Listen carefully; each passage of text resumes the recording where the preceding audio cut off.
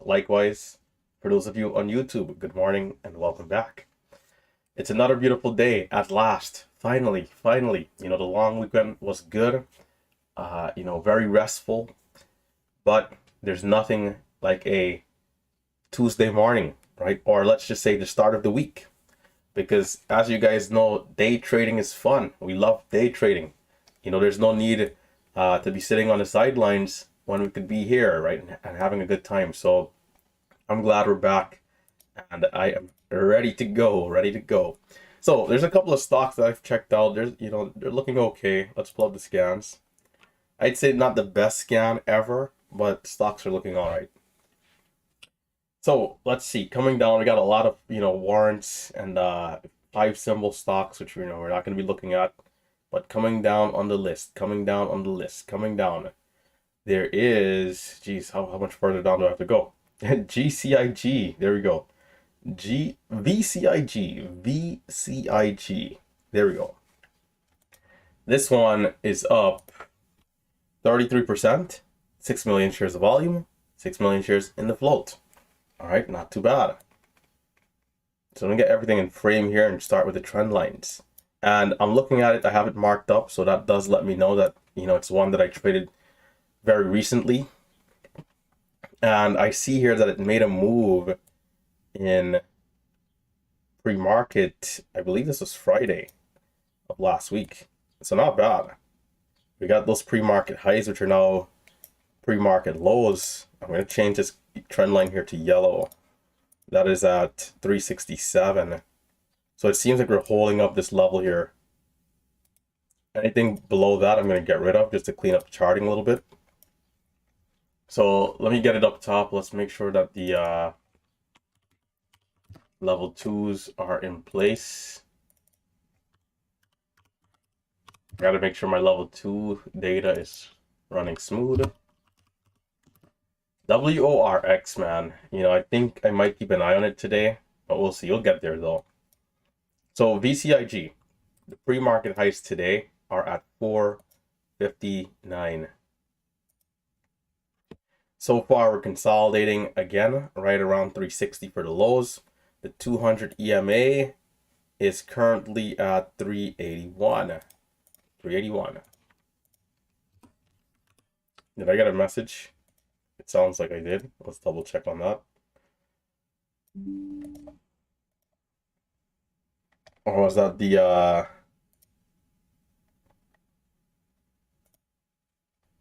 sometimes I like to check because okay, I see.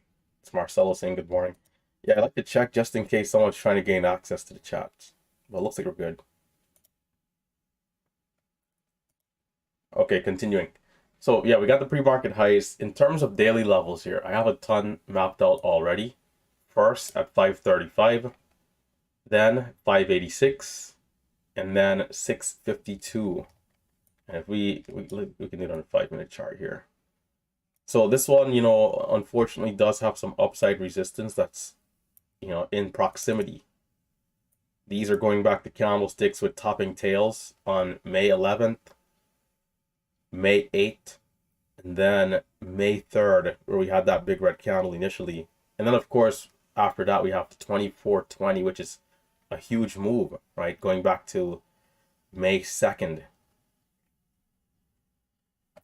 But, VCIG, can we see something here today? I like the pattern that we're seeing right now. It's at rest.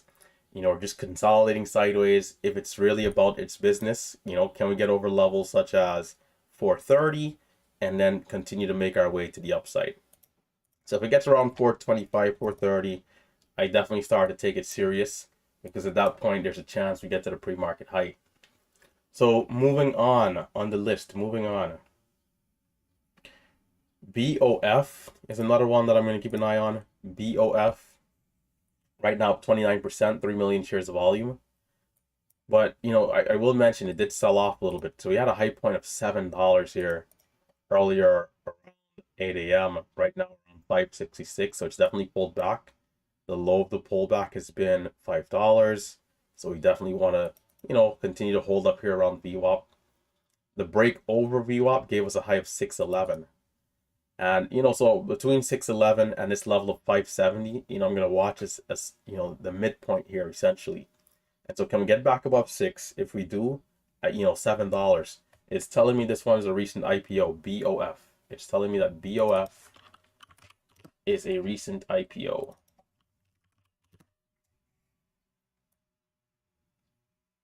Get myself some more screen real estate here. Great. So moving on to the daily chart on BOF. Yeah, it looks like this one's a recent IPO. So Friday, it looks like we had a high 575. Okay. So we're right in that level right now. So it's going to be important for us to hold up this area. This one might be pretty good. This is the type of stock that sometimes just, before you know it's at $10. So, of course, we'll be reactive. We'll wait. If we see key A quality patterns that we like, then we can, of course, get involved. I had to take my time as I'm talking here around it. I don't know. Seems like I feel like I'm stumbling over too many words for somebody who's been speaking English my entire life. I think I'd be a little bit better.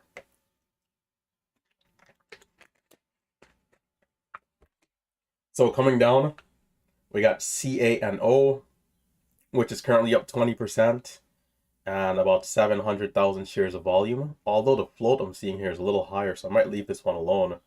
Let's see. Yeah, I think I'll leave CANO alone. Unless it really goes crazy, I'm going to leave it. So moving down, we have Lucy, LUCY. This is also a familiar stock. I had one of my best days ever a few months ago on this one. But, today is a brand new day. So what will it be? So pre-market highs. So it's pretty marked up. Pre-market highs are 322. 322 pre-market highs. The 200 EMA I'll have to adjust. That is currently at 245.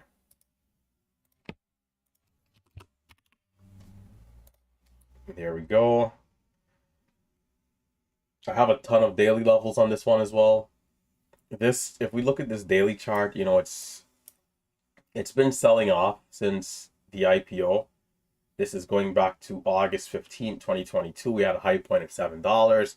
This one would sell off, pop back up, sell off, pop back up, sell off, pop up, sell off. And so it seems like that's the trend here. So it looks like we're getting a bit of a pop back up. Are we going to see this over 2 days, or is it just going to be today? Only time can tell. So again, let's look forward to being reactive on this stock. If we see something we like, then we can look forward to trading the A quality patterns that we know and love. And in fact, I'm going to switch these two over here because I do like my main stock to be in the middle up top.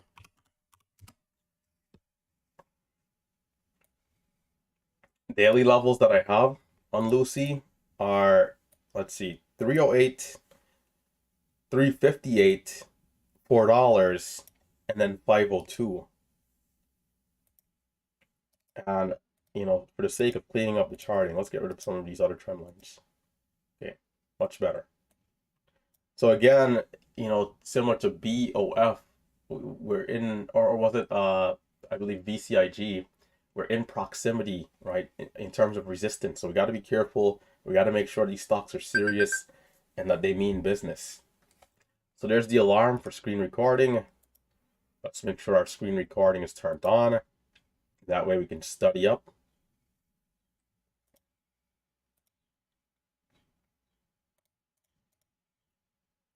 Guys, I put out a reel yesterday, like a YouTube short, talking about, discipline from within, right?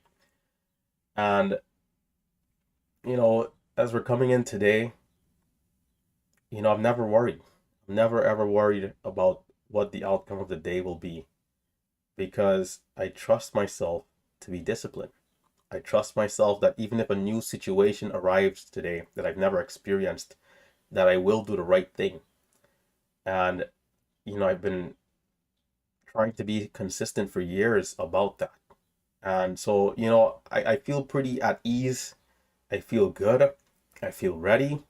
It's a matter of just, the guidelines, right? These 3 bullet points that I've been using these last couple of weeks, which is, hey, I don't want to be overly aggressive too early, because sometimes the stocks can look good right out of the open, but then they're not ready. And then, you take a big loss. So I don't want to start with aggressive size. I want to start with moderate share size. And so, 2K, 1500, 1800, around there. And the moment that the stock does, like, that first 2 trades actually working, that is the moment I want to go full size immediately, and start capitalizing. And so, let me write up the watch list here.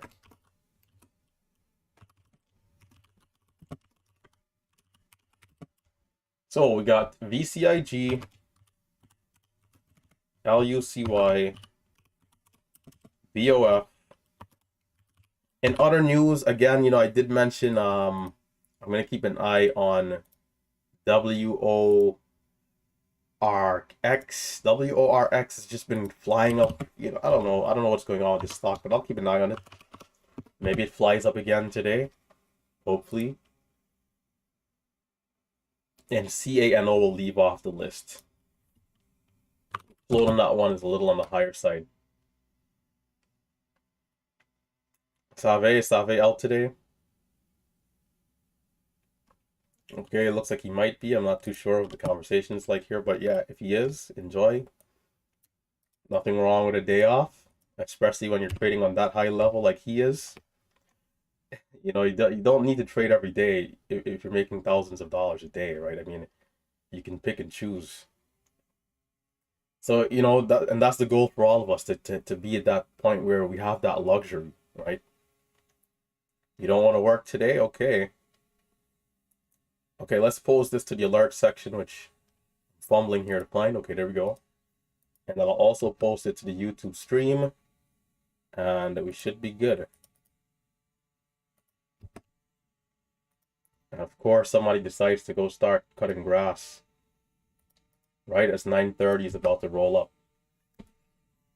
Smitty B, what's up? Mando, good morning. And Mando, thanks for supporting the YouTube channel. We appreciate it. Alex, Dash, the moderator, how you doing? How you doing? By the way, guys, if you don't know, Dash is also Negan in Discord. Just a heads up. Johnny, what's going on? Christopher, and so forth. How you guys doing? Hope you guys are ready to go as we're closing in on 2-minute warning. So I'll watch VCIG into the open. I think this one has the most potential as of right now. And there's the 2-minute warning. Guys, in other news, remember to trade smart, trade setups. Don't force the trades. Be patient. Wait, let the opportunities come to you.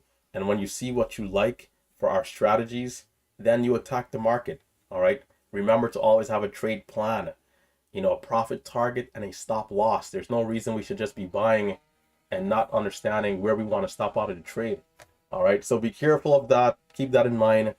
You have to get it to the point where it's like second nature to you. And that comes with experience and just understanding the patterns that we're looking at, or the edges. I'm going to close this window here. 1 sec. Ooh. Much better. I might have to turn on the AC too, because... Okay, it's 1 minute to go. So I'm going to quickly go over the disclaimer, guys. Remember that day trading is risky.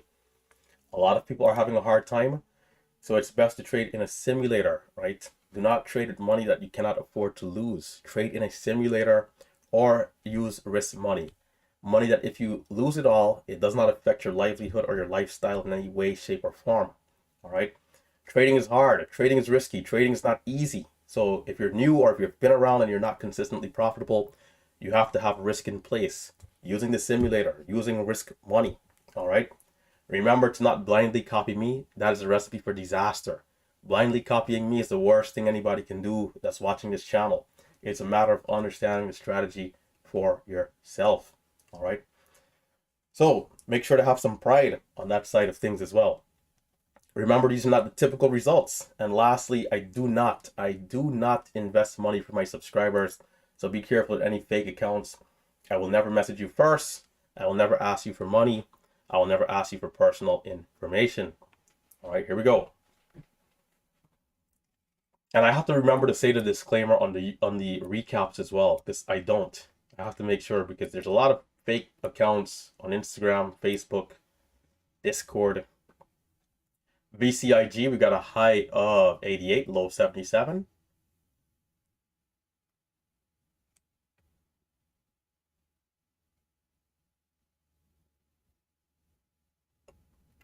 BOF seems to be moving a little as well. Low of 80, high of 615.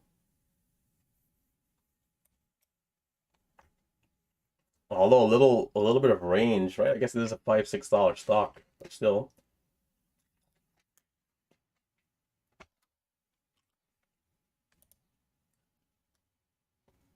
Lucy, low 56, high of 70.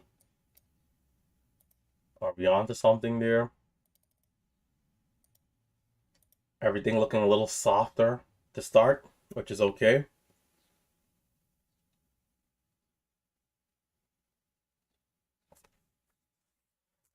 Let's make sure this is in place.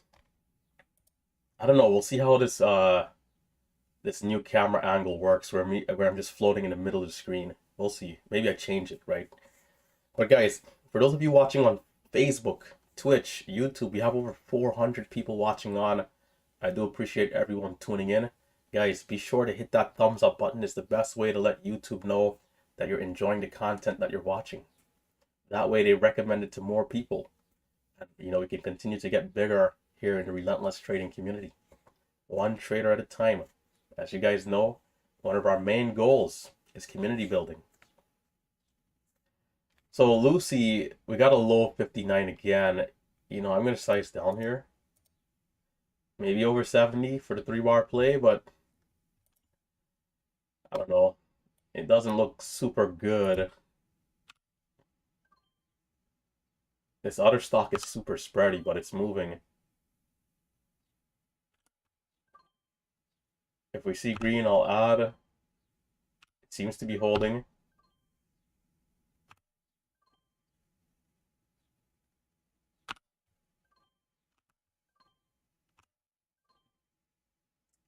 I'll pull this on screen when I can.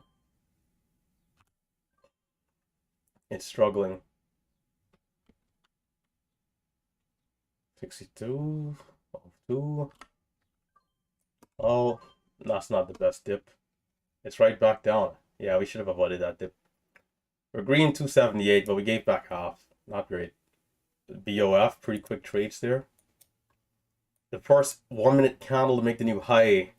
But look at this type of topping wick that we have here. That snuck up on me. I didn't have a chance to pull that on the main screen. So for those of you watching on YouTube, I didn't really have the time to get that up. So some weakness to start the day.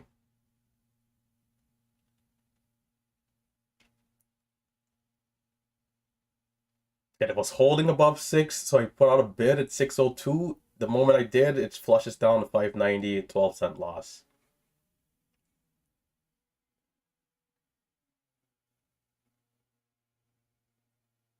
If the stock is strong, it holds $6. So it's not a bad trade. It's just not going to work out. Hold on. As my nose is getting stuck here again.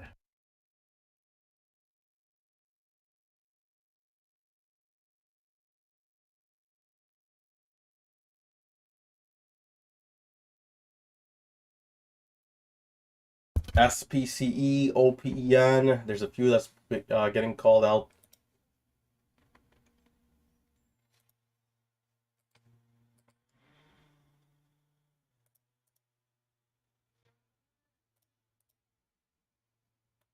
How's WORX looking? Is he halted up?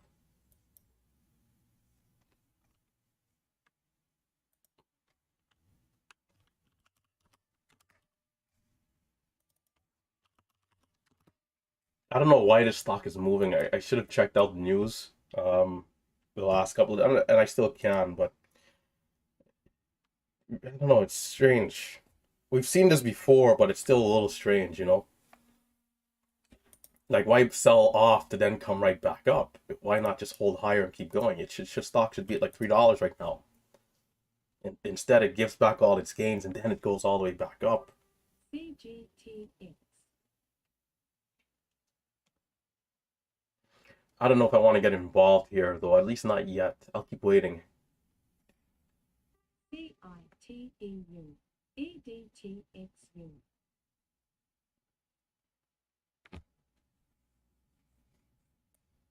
Whoa, whoa. That's a big red candle. That's not good. BOF is also selling off, too. I am coming off of 2 red days, so I want to keep that in mind. Although I don't want to let it, greatly influence how I trade. At the end of the day, I'm going to always trade the momentum, regardless. As long as we're seeing A quality momentum, I'm going to trade the momentum. But, I'll keep in mind that things might be a little slower. And if I have to walk away with 247, then I will. Friday, we were green, like 350, and then we had that $600 loss. Still a little disappointing, but it's how it goes sometimes. And on that stock, I should have been green twice the amount, but I wasn't using share size. And so I'd gotten caught, and I finally sized up. I got caught in a big loss. There's a discrepancy there, right? There's an imbalance. So, nice winners, 1,000 shares, 1,500 shares, small winner, small winner. You size up to 3K, you lose about 25 cents in the blink of an eye. You're bound, to be red. So that's what happened to me. Right now, we're just being patient and waiting. We'll see if something else comes. VCIG curling up a little bit.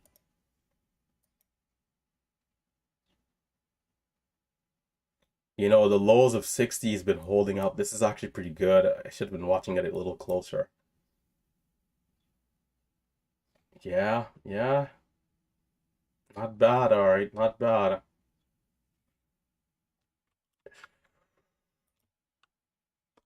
I start off with some smaller size, though, just in case. Coming up into 200. VWAP is at 91.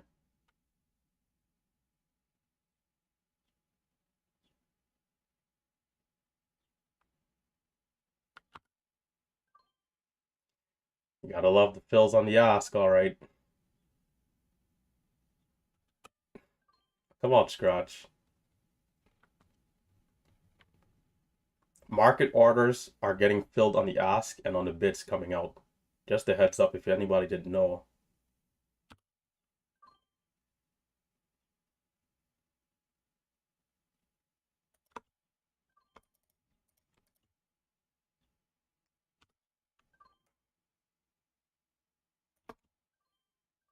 Oh, it's going. Well, is it? Are we?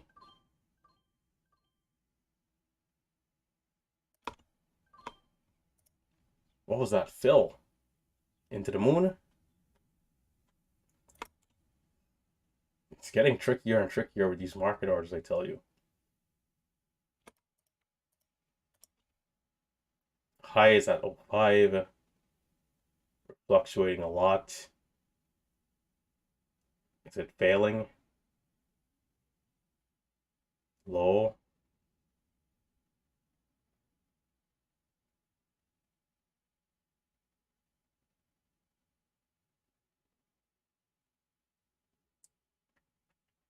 That was a good dip.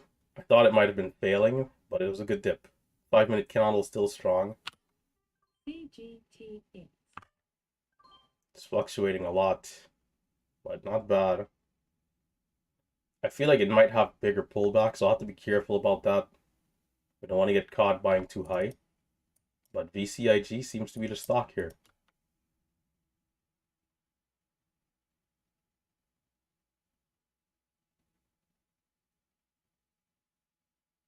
High 14.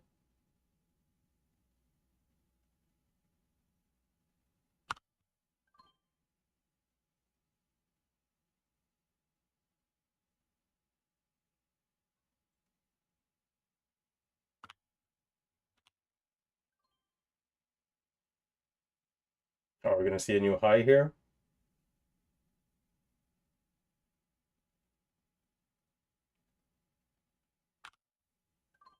It seems to be holding up. Can we see the new high over 14.15?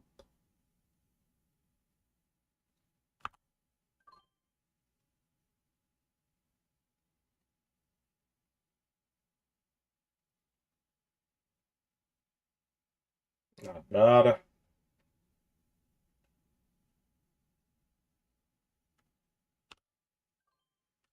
Nope, not great. It's a little spready. Okay, I see what I have to do here. So can we get through 10? Can we get through 10? If not, it might need a bit of a bigger pullback. We got lows at 4 right now on 1 minute candle. Attempted a break of 10 right there, not quite. It might have a little too much range for these higher scalps, I'm thinking. But maybe they're going to work well over high of day. We'll have to see.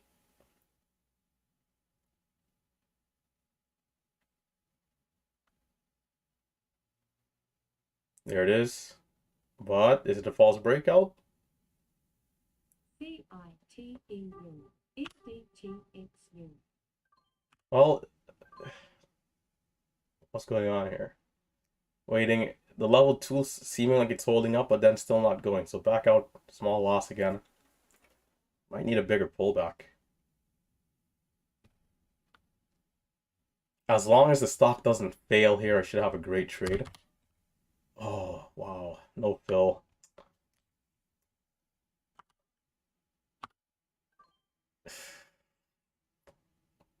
Wow. Wow.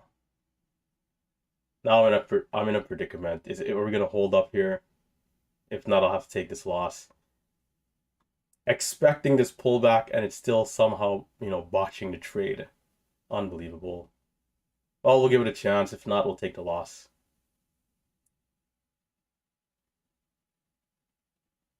Yep. It looks like it's failing. Frustrating, man. I had 4,000 at 90. It bounces up so quickly. Didn't get a fill. Tried to mark it in at 92 by 95. I'm in at 97. The pullback is not going to work. It's going to the depths. That's okay. We'll keep waiting. Nice, nice consistency with how linear it's moving, right? But the pullback is just not going to hold here. If the pullback holds, we hold 85, I think, the lowest, and it curls back over 4 for a test of 410. So as we know, nothing personal. Just unfortunate to be in a little higher, so my risk was a little bit more, a little bit more in the trade, a little bit increased. Sometimes I'll stop out, but it depends on the situation. Like I'll stop out, take the loss, and then get back in even lower.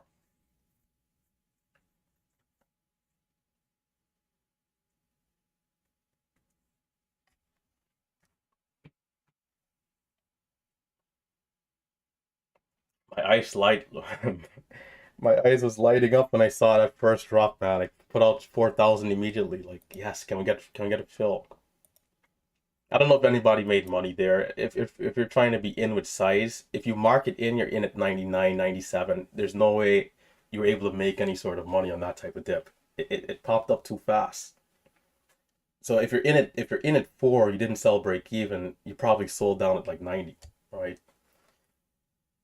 When stock fails, that's what's gonna happen.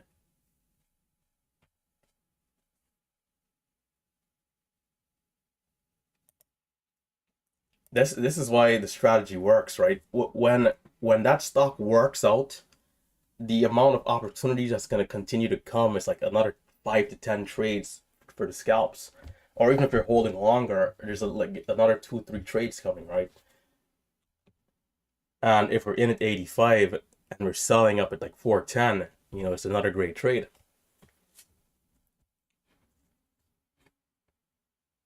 Back to the sidelines. OPEN. WORX did not hold up well.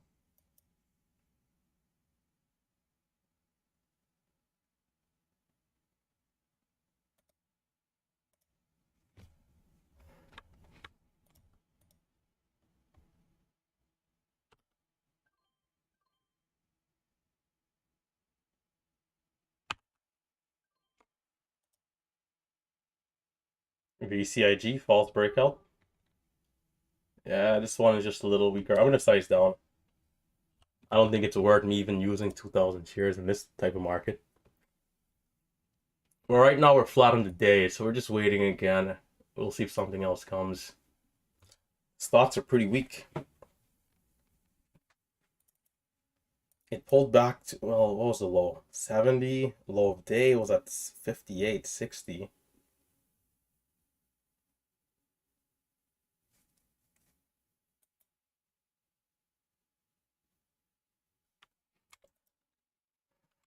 Why are they all over the place like this? So it gives such a huge dip. It's a little tricky. I'm gonna jump back in small size. Break and hold above the whole dollar. We'll see if it comes down again, and I think I want to use more limit orders here though, so that, what happened to me just now doesn't happen. If I don't get filled, then, oh well.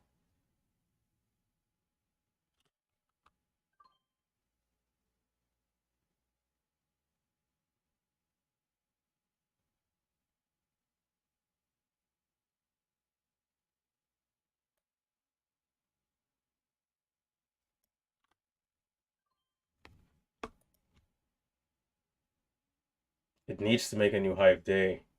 If not, it might. Do we have shares? No, no, we don't.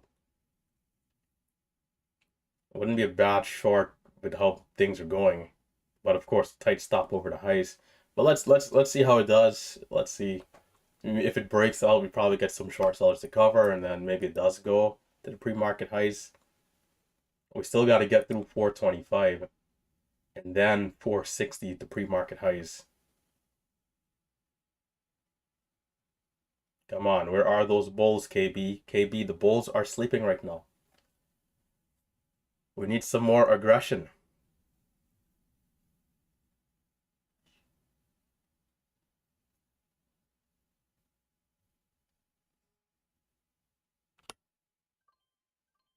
Fair fill.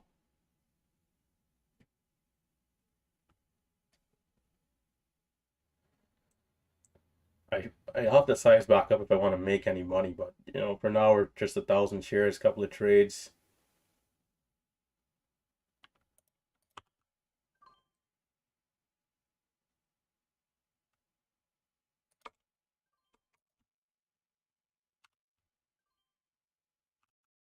Not a bad reaction there. Will we continue? There are some bids coming in. It's just a wild stock is what it really is. It's pretty wild. It's a little aggressive, but we'll see.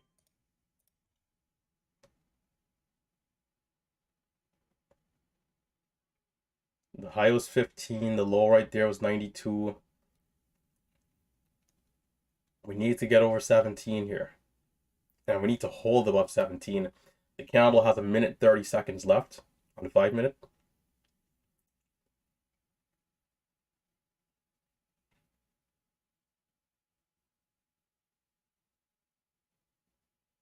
We need a new high.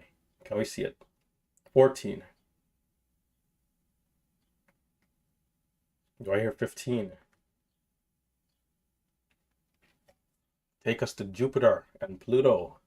Good. 19, 20. Do not false breakout here. Can we hold? Can we hold? Can we hold? Looks like it is. So I'm going to jump in for the high of day break. But there's sellers at 25. Can we keep holding? Try again if we can keep holding.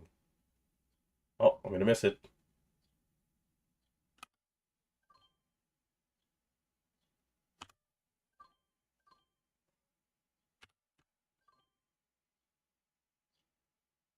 It's just such a wild one. It's like it's a little spready and aggressive. So, you gotta really gotta be quick. 37 for high of day.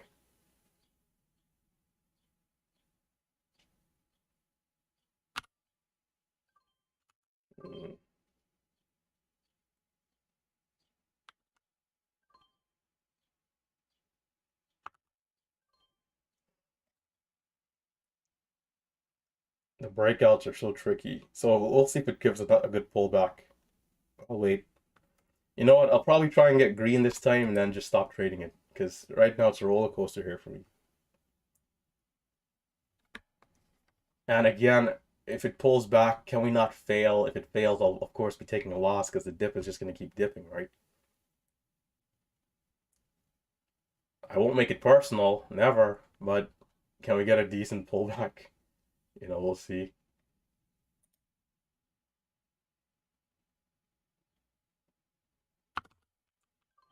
There it is. Come on, the price is right. Marcelo in 10K shares right there, guys. Knowing how he trades aggressively. That's the strategy, right? That is the strategy. So let's see how this goes. Is he listening in? He's probably not listening in. Marcelo's, usually dialed. Okay. Not bad. And I'll be all out. Will we make a new high? It looks like it will, so it's even stronger than I thought here. Can we hold and continue?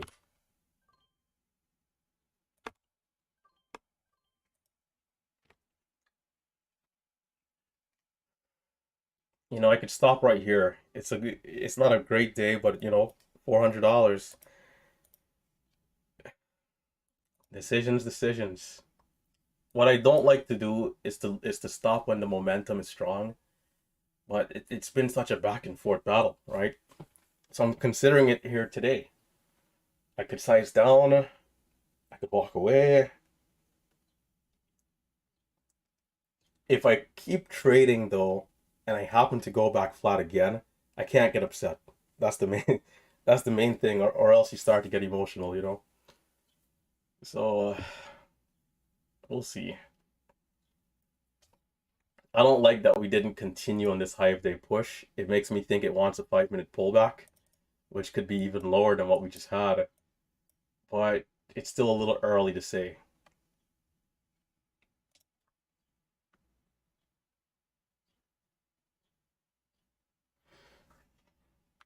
But you see that dip though, that dip trade is there. You take it, for those of you in MMU, it is part of our strategy, that particular type of dip. And I'll talk about why once the live stream is done and we do the summary for the trades.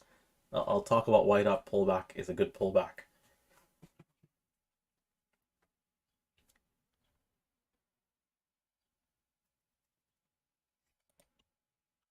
I'll try again, small size this time.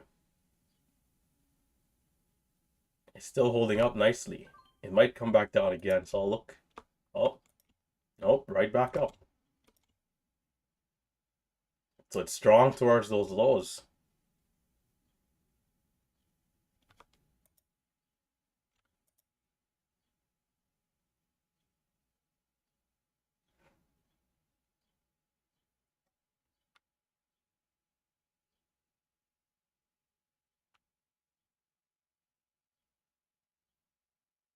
Time, 53.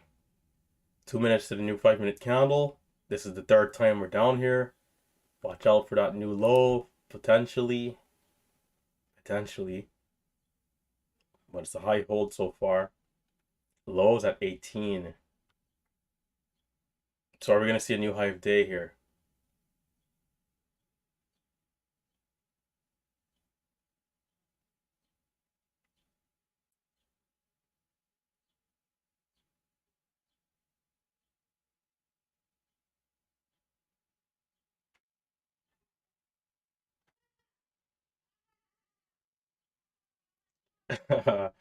Raphael. Raphael trying to go short at 420.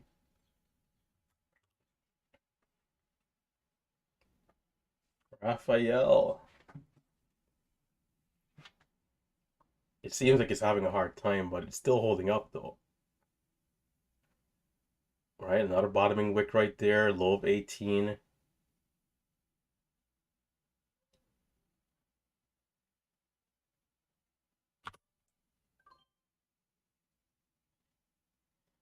See, I don't love this trade. I don't love that trade. Let's see.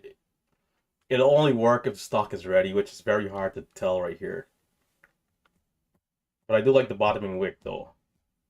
So the 1-minute candle to make the new high, it's up and then back down.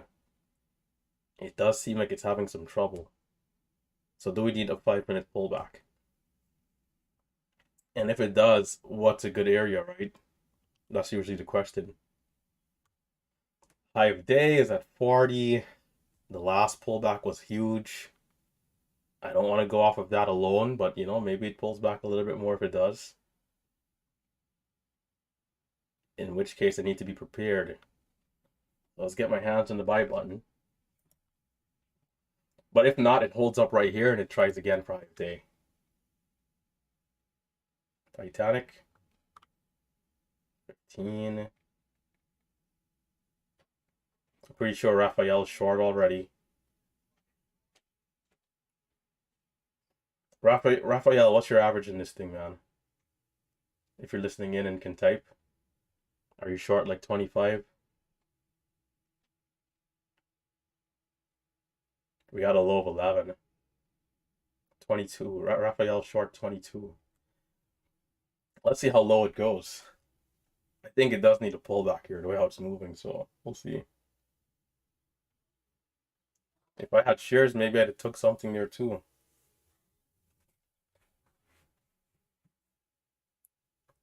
You see, there's like a balance, right? There's like a balance, right? People, okay, good, fill me, good, great. As long as it doesn't fail here, we should make something. Do not go to the depths. All you do. I meant small size though, because I'm thinking I could add it.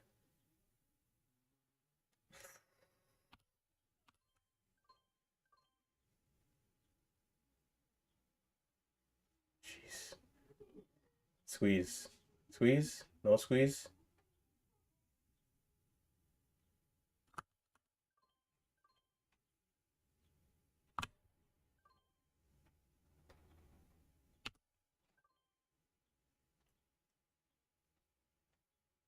In this situation, I'm supposed to just have a stop in place and not be so scalpy, right? That's the rule here for myself.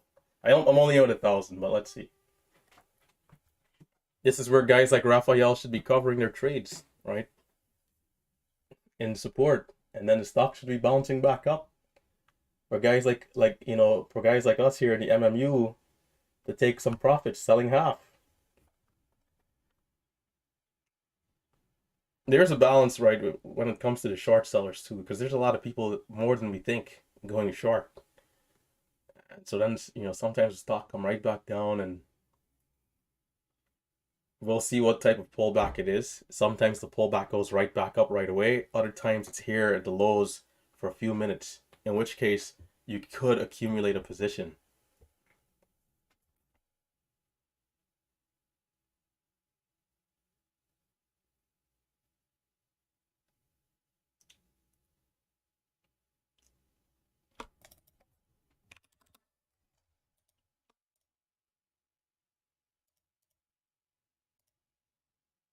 I wouldn't be surprised if it makes a new low. What time is it?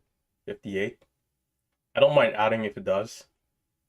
Unless it just, drops through the earth. Then I'll take a loss, but I think it looks good here. High of day volume is still on a 5-minute candle. That's green and bullish. It was just time for the 5-minute pullback. So, let's see. And if, in fact, yeah, if it comes down, I'll add back and try to get a little aggressive. So I expect this stock to break back over 13, even if it makes a new low by a couple cents. But as you guys know, I'm only right 49% of the times. For those of you watching on YouTube, if you've missed the disclaimer, do not blindly copy me.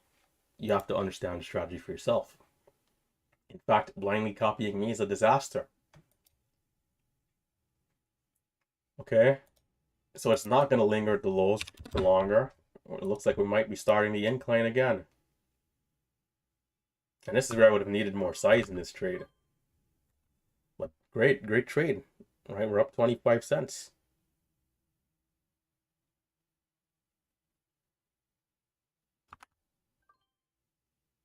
I did go up to 2,000, but that selling pressure at 4 was on, man.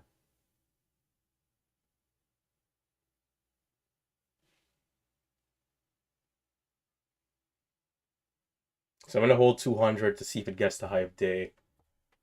The trade is already a successful trade at this point. We could put a trailing stop on this and then just see what happens. Is it getting rejected? I might add back actually. I don't think it is.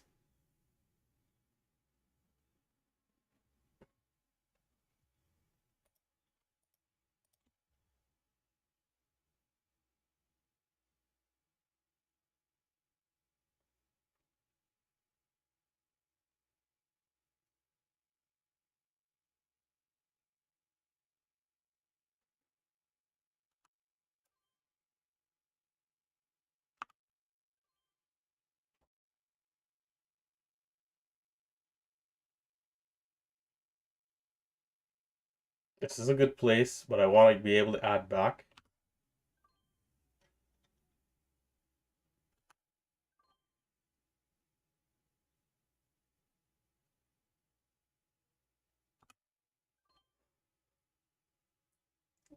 To the moon.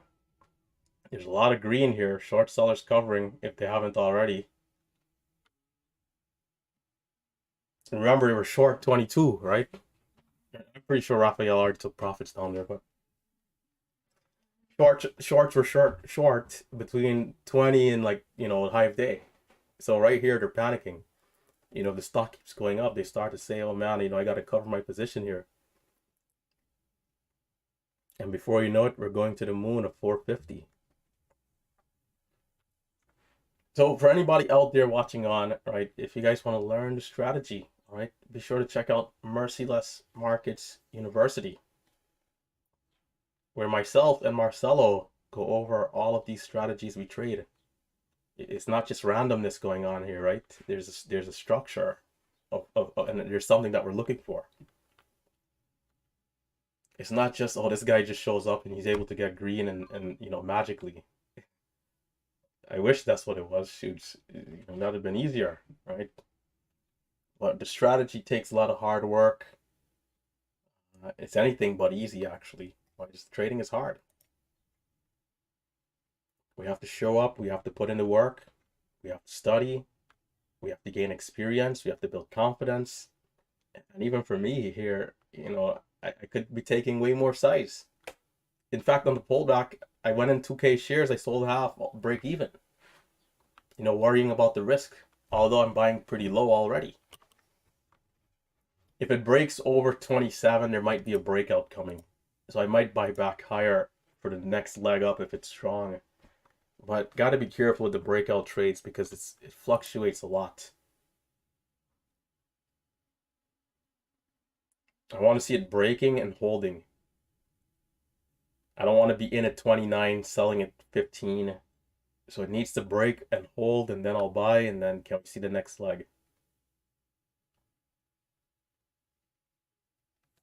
Some people are still holding. Like I sold all. Some people are still holding from that low, and they're watching for high day.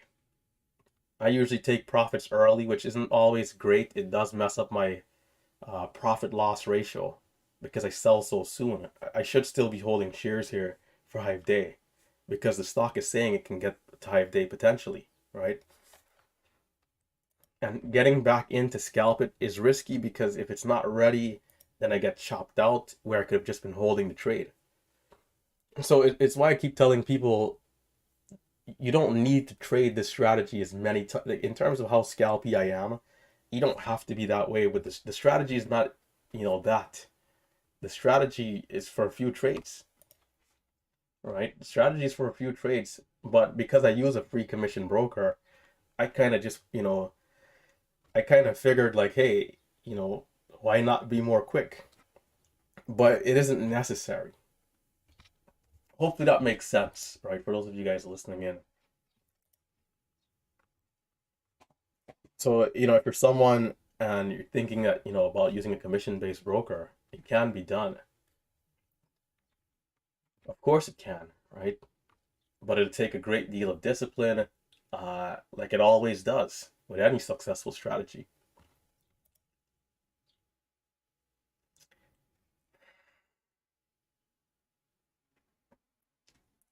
I don't know, it seems like it's struggling. Either maybe a breakdown again and it tries quickly, aggressively. Is this it? 24. Maybe not. I don't know. For what I like to see, I feel like it's taking too long. Like it needs to go. Like right here, it needs to go. Can we get the 35, 40? If not, short sellers go short again right here and then back down to $4. Come on, where are those bulls, KB? Where are those bulls? Can we push this thing over this hump?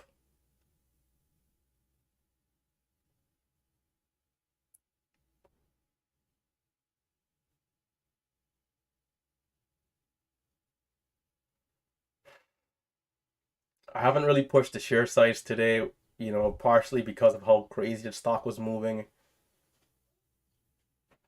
Of course, I also got blazed on the first dip, which, I would say probably made me a little softer towards the stock. After that first loss, I'm not as aggressive to be back in.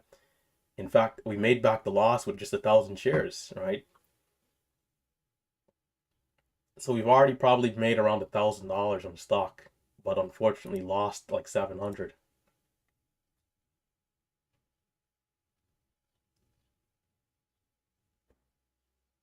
Because I think we were green like 250, then like red 180, then flat, and then now green 350. When we look at that, what is that stat called in TraderView? I think the win-loss comparison or something, like how much you've made in total versus how much you've lost. It's why the numbers look like that, right? It'll say like, hey, you made 10,000 and then lost 8,000. You're green 2K on the day. Making 2,000 in a day is a lot of money still, but it lets you know you can be better. So we got a new low of 07 here. Of course, the low of the pullback is still $4, but I don't know. Again, I think it's taking too long. Short. If I had shares, I would have been short, right? I'd have been short. I'd have been short up there at 27 and a tight stop. So will we hold up support, or is this on the backside? Sometimes you just don't know. You just gotta wait and see what happens. The good news for us bulls on the bullish side is that we're still holding above 4, which is the low of the pullback. VWAP is now at 05. We held above VWAP right there. If some people take off the profits for a scalp and buyers come back in at these lows again, we start to attack the highs again.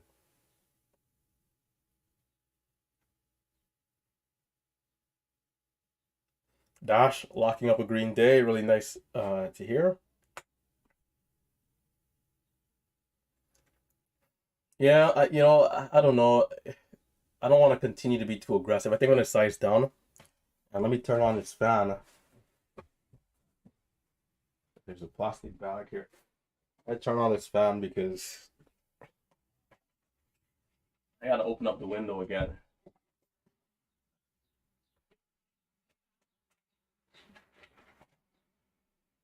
It sounds like that person cutting their grass is finished, so that's good. So if you're watching on YouTube and you enjoy the content, you enjoy these free live streams, guys, hit that thumbs up. If you're a new viewer, consider subscribing to the channel. I trade live like this every single morning for years now, like 4 or 5 years straight I've been doing this, right? So be sure to hit that thumbs up. Big red, big green, anything in between, we show it all. And I'm not bothered by it. I'm not intimidated being here. I've been doing this stuff I've been doing this stuff ever since I was young, actually, right? Like speaking in front of an audience and these type of things. I don't know if they have video. I can try and see if they have video, but I used to be doing poems, like in front of like a 100 people crowd. I think like I was maybe 5 years old back then, right?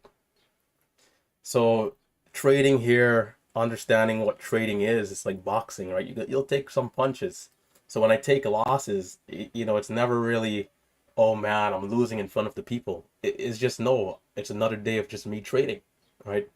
So I don't mind trading in front of people. right? So yeah, hit the thumbs up. Some of you guys will ultimately learn how to trade just from the YouTube stream here. Um, I think it is a very likely possibility because I do give out some of the strategy here, right? I do, right? And for the people who are here listening in every day, maybe some of you guys do find a way, right? Because as we know, despite me even offering a course, it's not always necessary, right? I think it does cut down on the time it takes. So if you're someone who values your time and you want everything organized in a methodical way, where it's easy to digest, course makes sense. But other than that, you don't need it, right?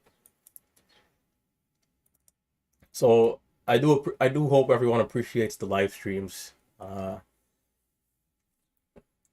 We do have about 450 plus people every day, but we only hit around like 100 likes. I think we hit like 400 likes every day, but that's not been happening. So I'm gonna challenge all of you guys listening in to hit that thumbs up, hit the thumbs up, support the channel.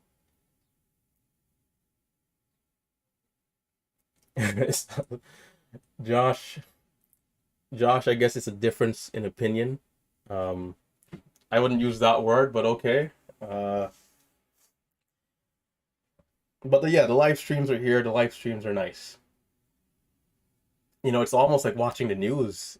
It's like you kind of know what to expect, but it's always going to be different. You tune into the 7 p.m. news.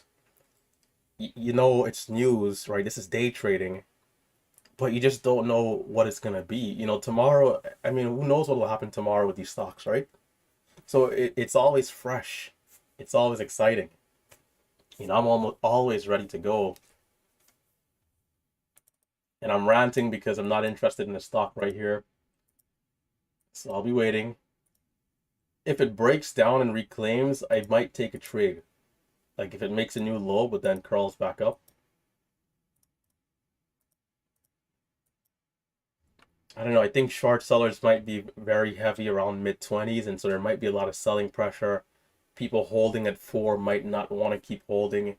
If they don't, it'll break down and then, new lows.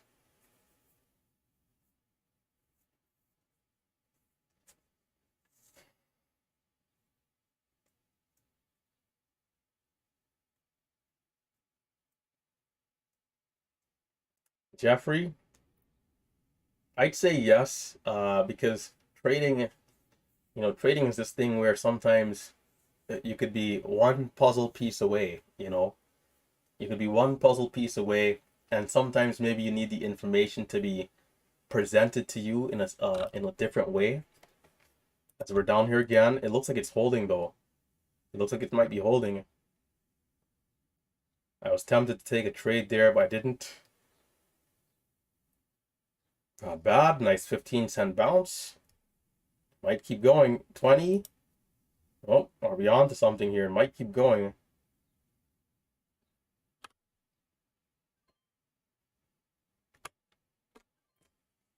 Okay, maybe not. But anyhow, trying there just in case it's one of those green candles that just keeps going, but it looks like it's stalling out already. Yeah, you might need the information to be presented to you in a different way, right? Sometimes you'll be watching at it's like if you go back to grade school, you'll have a professor that's showing you how to solve the math equation, but you'll find someone in the school, a different professor, who is like showing you how to do the same equation from a different style, a different point of view, you know? At the end of the day, it's all trading, it's all candlesticks, whether someone is scalping, they're trading small caps, large caps, options, it's all candlesticks. So, there's that constant there, but, when it comes down to the different strategies, it's just a different recipe, right? Maybe the information is presented to you and, you're having a hard time understanding it.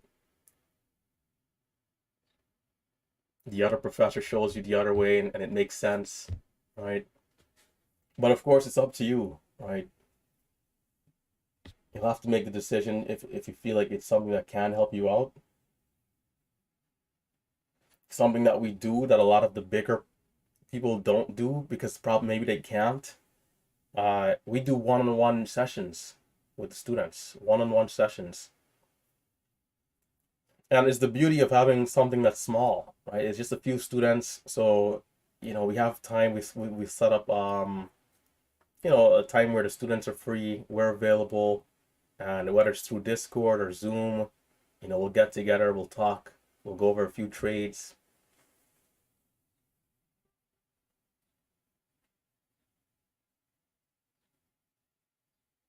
So Jeffrey, if we do see you, then if we need the one-on-one sessions, whether you want to do it with myself or Marcelo or both, you can.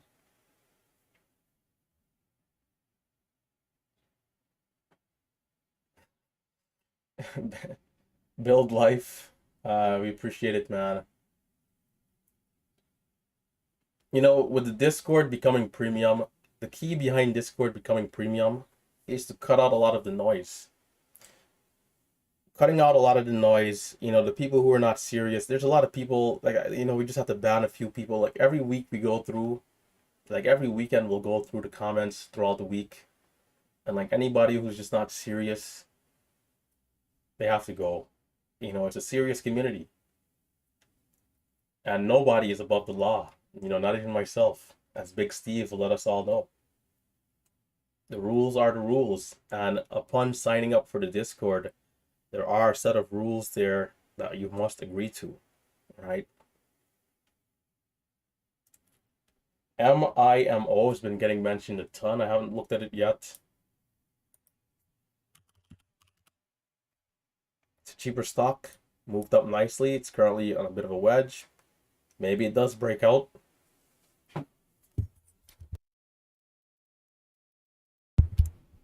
VCIG continues to hold up above 4. So this stock is still pretty bullish.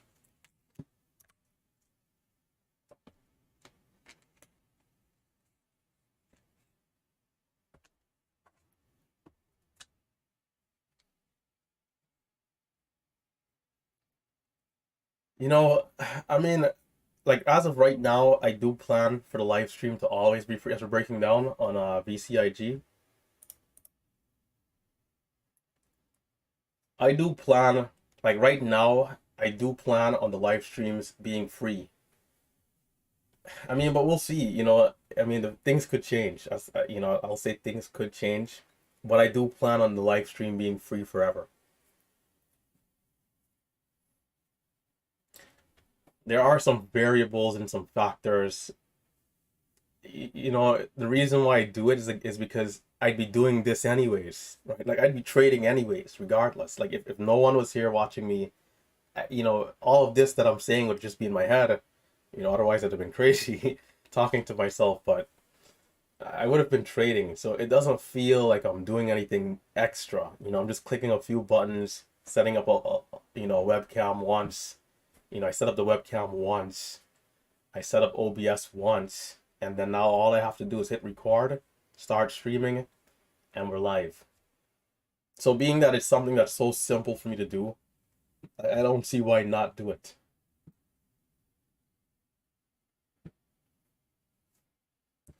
Why don't I trade off of a 5 or 15-second chart when scalping? Well, because the level 2 is like a 5 or 15-second chart. It's why I don't think that is necessary, especially being that I focus so much on level 2 already, right? The level 2, it's like the fine print. And from looking at the level 2, right, once I visualize the charting once, I see the candlesticks once, and I understand where my levels are. Once I start looking at the level 2, I can know what the candlesticks are looking like as well. And think about it, right? Like let's think about what this stock was and what it was doing. Let's see. So once we got the move over the highs, we pushed up, we started pulling back. We had a huge resistance at $4 initially, right? Just the very first rejection that we had of the day. And we started moving up, right? We broke over 4, 410, 415, and then we got all the way to 440. You know, once we pulled back, it was holding around mid-teens, right? And then it dipped down some more. In the moment when we break down 15 on the level 2, I know that the flag that we were having on the charting is now breaking down. Like I can already see the red candle in the back of my mind as we're coming down in the moment. And so, you know, okay, what's the next level? You know, VWAP. VWAP at the time was at 401 or something like that. Let's see. VWAP was at, no, 95. VWAP was at 395. Stock pulls back right here. And this is the linear fashion that I know and love right here. It's why I lost money on this first pullback, because I expected the first pullback to hold up at VWAP, but look at what it did. It just, you know, said VWAP, what is that? And it just kept going lower. And this is why it's so important to keep a tight stop. You know, so always keep a tight stop, guys, no matter what. Keeping a tight stop alone, you know, is such a huge part of trading. But yeah, level 2 is, you know, it's basically within the spreads. You know, we can see the fine print, and it's like a 15-second chart, 10-second chart. P&L on the day, we're at 583. I could have done better if I had used more size. But, you know, it's okay. Green is green. Green is good, especially coming off of 2 red days in a row. The goal will be to try and be green the rest of the month. But it'll be difficult because we know trading is hard.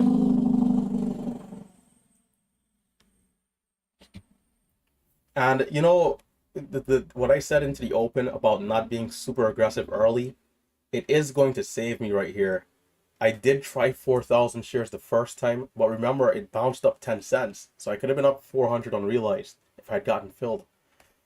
But if I had gotten caught 4,000 in this red candle, I probably would have just been flat on the stock right now. Or maybe even small red. And up maybe just $100 on the day. It's why it's sometimes so tricky, right? It's not that there's never going to be opportunity again, because there always will be. It's a matter of, you know, longevity. Can I survive the potential false breakouts that might be coming to then get green and stay green? You know, understanding the personality of the stock, it's also at why one point I'm like, man, maybe I just get green and stay away from this thing, because I find myself going from green to red, green to red. And in the moment, you have to make the hard decision, and you have to also live by the decision. And I mentioned, if I continue to trade, if I go back flat, I cannot be upset because I made the decision to keep trading, right? I don't think I said that out loud, but, you know, the moment I came back off my hotkey and like, okay, let's watch this next move, that's what I decided to do. It's like, okay, if you go back flat, you know this is part of the deal, right? So you got to stay ahead of the market mentally, and that will give you a good chance of, you know, staying in that Goldilocks zone, not too high, not too low. Do we have any more questions on the YouTube side of things? You guys know I don't do the Q&As anymore because we're just doing the Q&As for the MMU students. But, you know, throughout the live streams like this, when there's nothing moving, you know, feel free to ask me anything.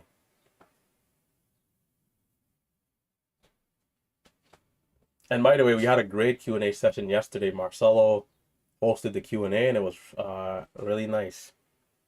Lovely. Raphael short again. Average of 410. But you see, it's why if I had shares available at all times through Thinkorswim, I'd be able to make more money. And believe it or not, whether I say it out loud or I don't, those short trades are there every single time a stock like this is moving. So if you understand where to be buying and selling going up, you'll understand where to be selling and buying going down. It's the opposite, and not only is it the opposite, but if you just keep the instinct and remember where I'm selling is where I then need to go short when the stock is up, right? Okay, we're at 427. it's not breaking through. There's nothing wrong with saying, hey, I'm going to go short right here, 25, stop over the high of this consolidation. So you're risking 5 cents for the stock to drop back down to $4. It's a great trade. Even if it's a losing trade, it's a great trade because it only needs to work once. What's the risk to reward ratio in there? 5 into 25 is what, 5. For every one time you make money on that trade, you'll have to lose 5 times to just be break even. It doesn't get better than that. Will we do another free MMU giveaway? Yeah, why not? It would be cool to see another round of videos. We might, I'll talk to Marcelo. Maybe we do it for July 4th or something. That could be another good, and maybe we do one this time. I don't know. We'll have to see. We'll probably wait. Maybe we wait a little bit because the last one wasn't that long ago. But it's something that I don't mind doing again in the future. You know, we're coming from different places, right? All of us, right? Financially, and so some people will have a couple extra dollars. Some of us will be right there at the limit, and so I do understand that a free course for some people, free membership goes a long way. In fact, this type of stuff is unheard of, right? People don't usually do it. If this community is to get where I think it could, I wouldn't even mind doing like and this might sound crazy to some people, but it depends on how big it gets. Like I wouldn't mind funding somebody's account over PDT if we get that big. I think that would be, imagine how crazy that would be, right? Like funding someone a PDT account. That's as good as it will ever get, right? One lucky winner. There'll have to be a ton of submissions for that type of thing. But it would be cool. Forget giving someone like a car. Maybe that would be nice too. But like on shows like what's it called? The Price is Right. The Price is Right, and like not Jeopardy, Wheel of Fortune. They'll give you like a brand new car or something, or maybe like a washing machine. I don't know. But imagine getting a nice PDT account. Yeah, the person who wins though will have to be serious. If not, they just take the cash and they're gone with it, right? That type of thing though will require a lot of thought.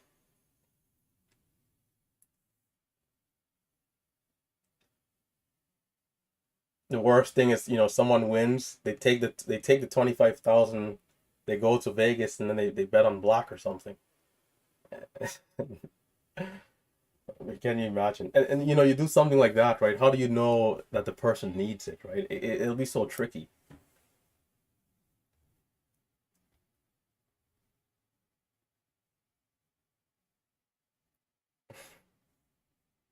Just what I need. A washing machine. Favorite boxer? That'll have to be Mike Tyson, man. Mike Tyson, that guy was insane.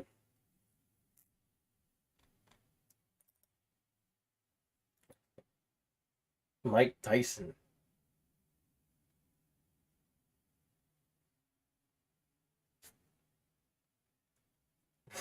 Jake Jake Paul. There's been some great competitors though. It kind of reminds you of like the old those older movies with the gladiators. From how those movies are portrayed, it seems like they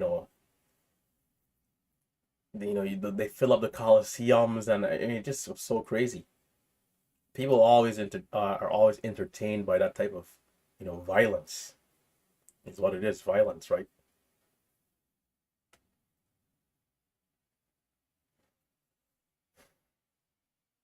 I don't know if this stock will get back to highs. It might. It's possible. Nothing is, there's always a chance, but I think it's unlikely right now. It's looking a little weaker for sure.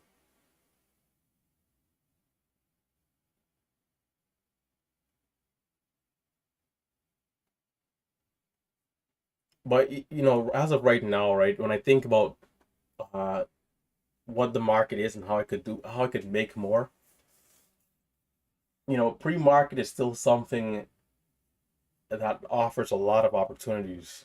Like pre-market, if I do decide to ever really take on pre-market again, and I did at one point, I did it for like 2 months, and I chose the worst 2 months to start, where there was nothing, like a desert. But if I do it again, I know that I need to be consistent, right? And I need to do it for the entirety of the year and years, just like how I am at the open, right? It has to be the same mindset of showing up on time, whether I decide, hey, 8 a.m., 7 a.m., you know, whatever it is. But pre-market has a lot of opportunities. Other than pre-market, you know, going short, you know, whether it's a broker that's you know, designed for short sellers, or you know, TD maybe over time having more shares available. This is interesting here. If it gets up to like 18, maybe something could be on,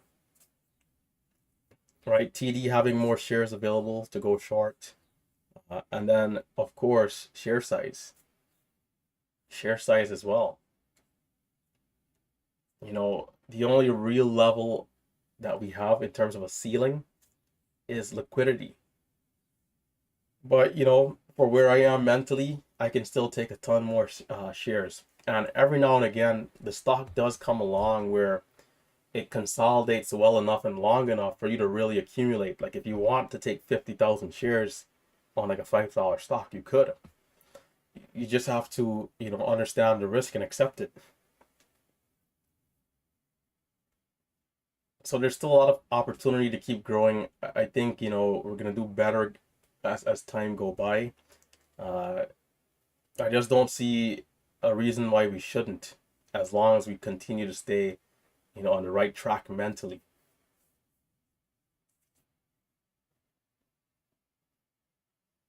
Again, if this keeps pushing up here, maybe something is on. It you know, it might be onto something here.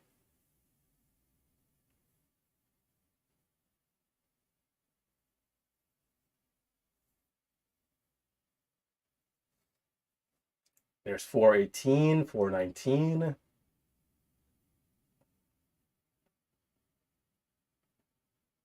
Are we seeing another leg here starting?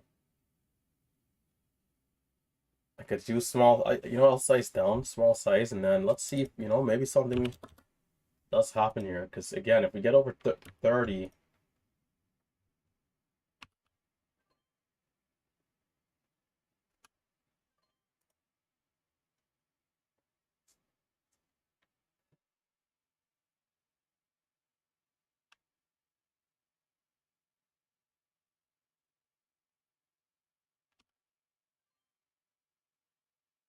I need it to be far more aggressive right there.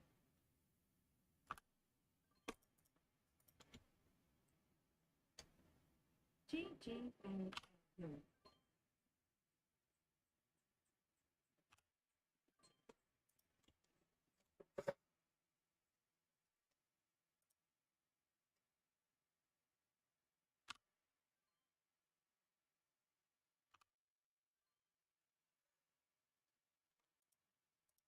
Not great that I haven't made like 200-300 bucks here so far. I should have been able to.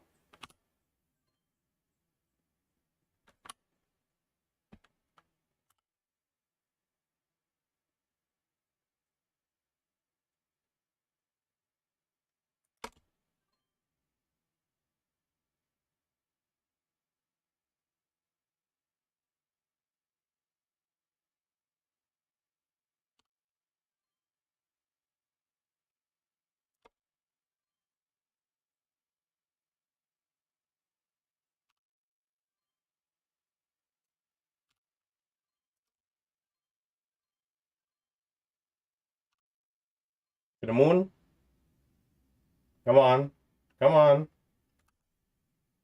Are they shorting it again or profit taking? 55.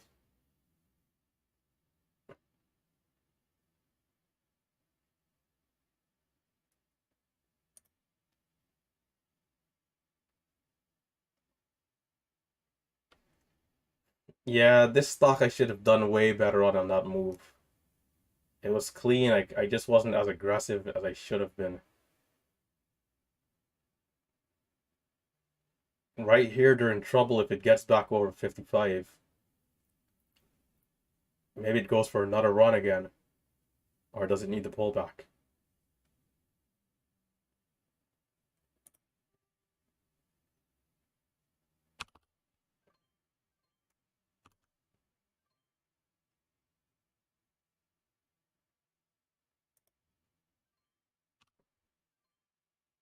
Need more shares. I need more shares.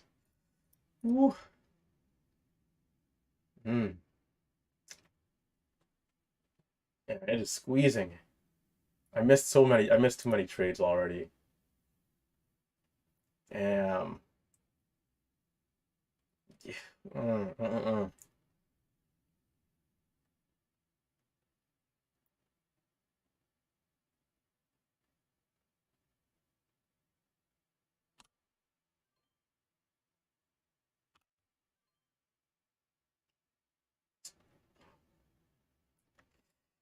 Mm. I don't feel any FOMO or anything. I just know that if I didn't have to take my eyes off of the buy button of the stock at the level 2 to adjust the buy button, my share size, I could have made another $600 there, right? Assuming I already had the appropriate size in place anyways.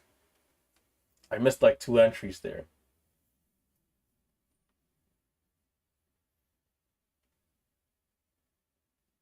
I gotta get dialed in case this thing does just continue to go crazy. But you know, we are a little extended. Don't want to overdo it up here.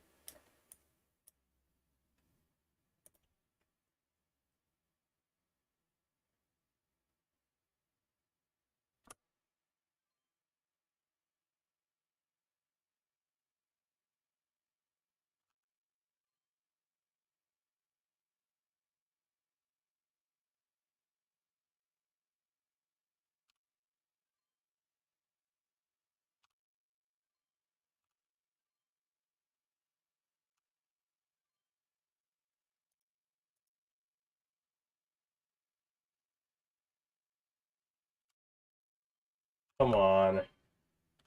GYR. What's holding us back here? Short sellers?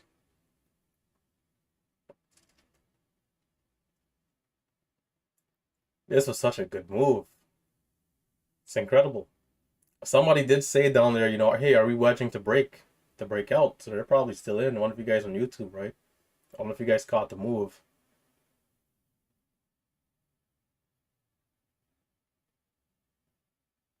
Seems like it might need a pullback because it's not going. KB, where are those bulls, KB?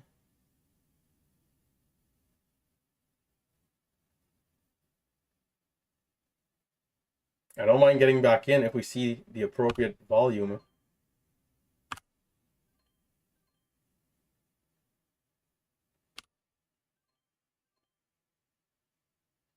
Ah, small losses. It's not, yeah, it might need that dip.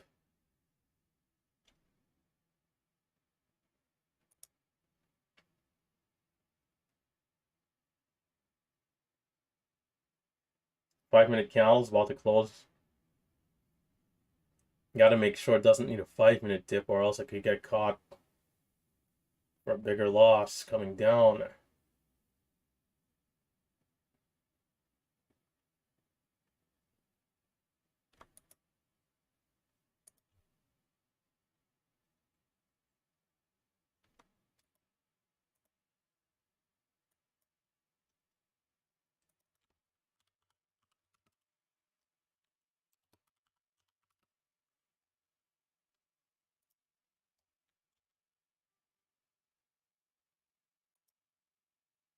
TGINU.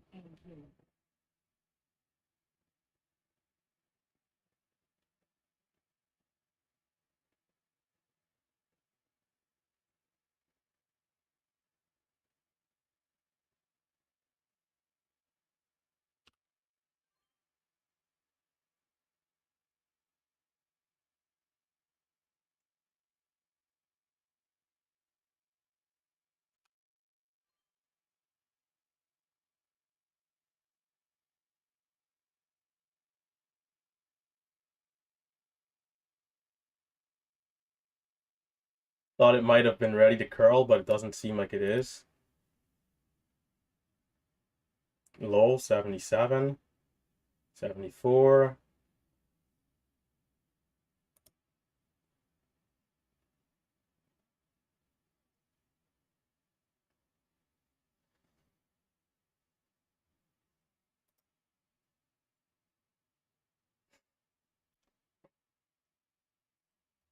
Oh my goodness.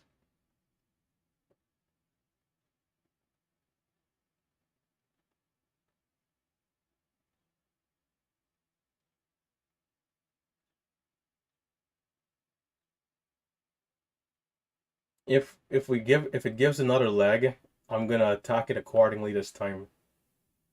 No more, slip ups and mistakes in terms of missing trades. But we'll see. The best part of the move could already be ahead of us, behind us rather. So I'll stay reactive.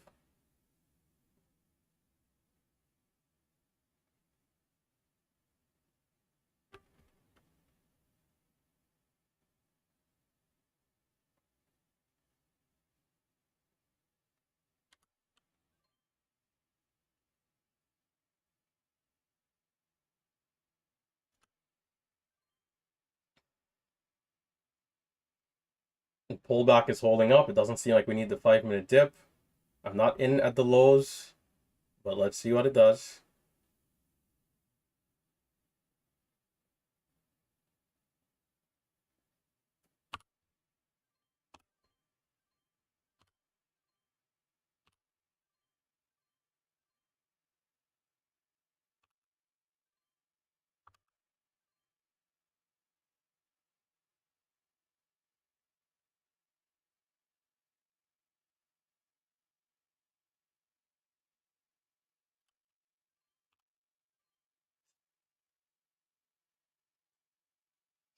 It is a squeeze, ladies and gentlemen.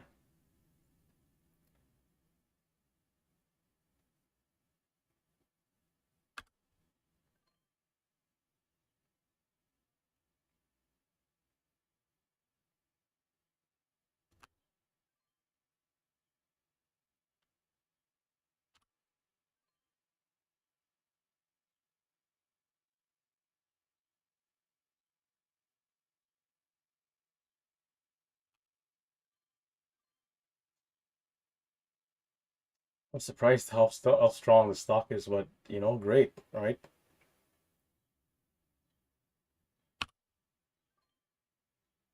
Can we see the pull away? Can we see the pull away? Can we see the pull away?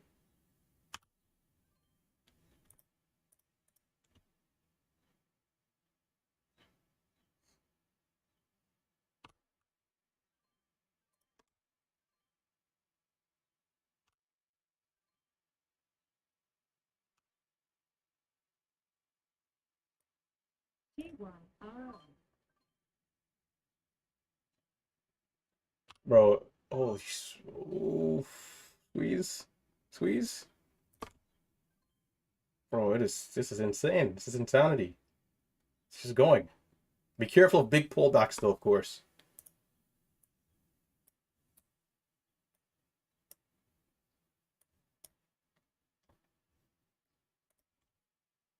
The lows at 28, high of 55.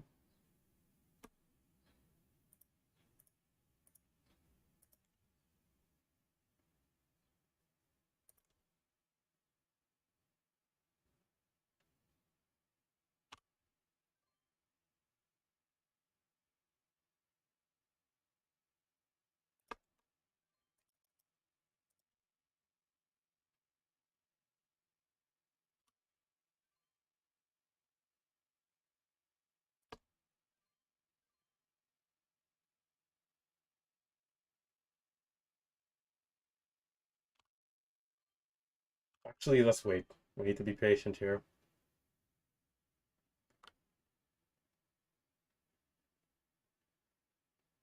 Jeez. As I'm saying,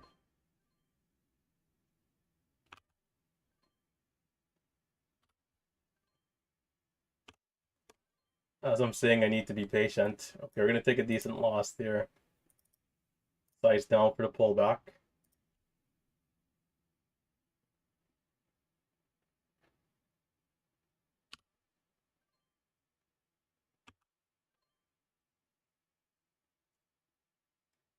We might need a 5-minute pullback too.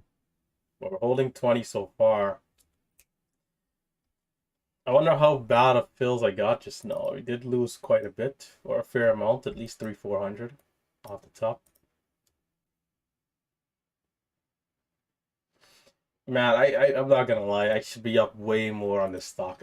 I didn't do a great job with this big move here, in terms of size, especially in the beginning.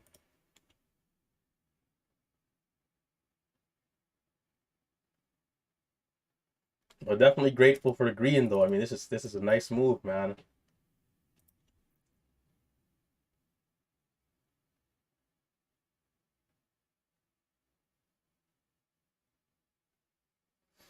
Again, I don't know if the pullback is finished. But they're bouncing a little bit. Some sellers coming in, maybe short sellers, my guess.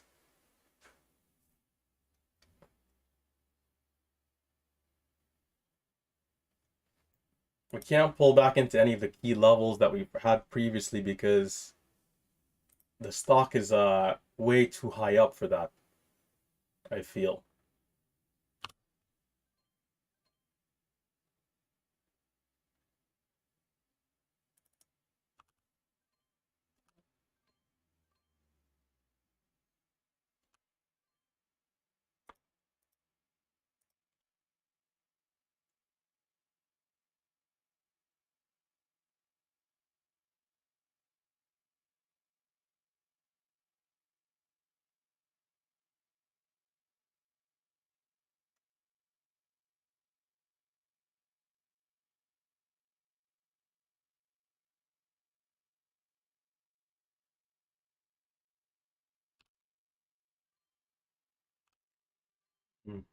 Not yet.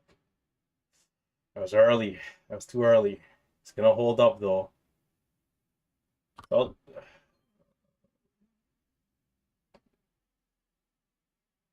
it's too early there. Not great. The level 2 as it's coming down right there, pretty tricky. But it did its thing. It did its thing.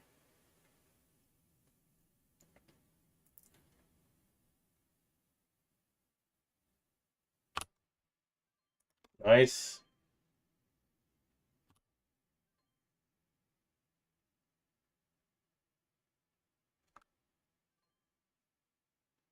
It's struggling. False breakout in 1 minute. Time 48:30.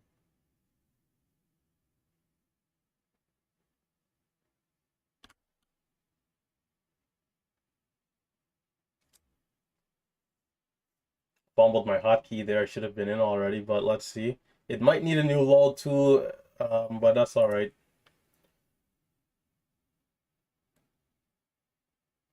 29, 34, 11. Low of the last is 11, high of the last 34.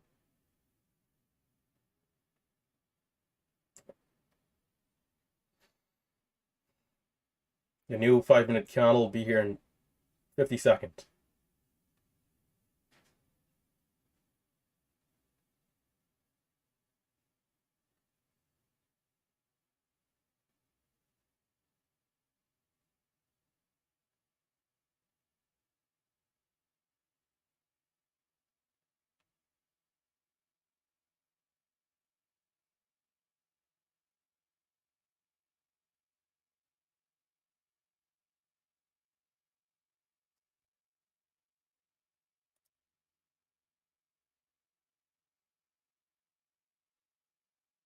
Ten seconds to the new 5-minute candle.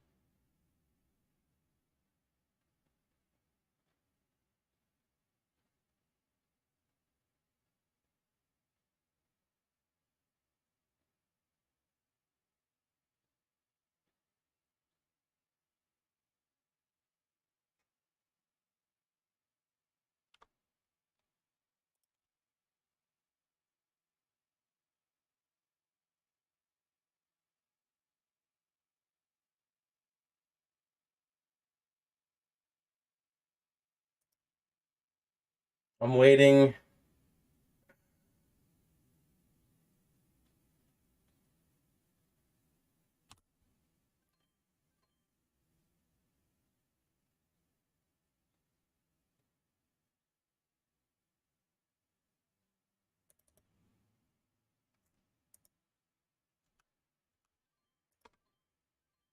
I don't know. I think we might be seeing a much bigger pullback. It's hard to say where we should land. It's a little tricky. I mean, it could be here, right? But it's a little tricky.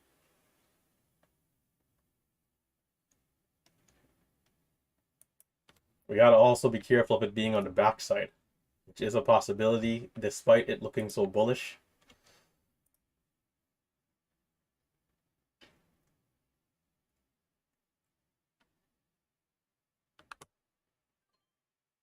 I'll take the quick pop. A lot of selling. Seems to be holding though.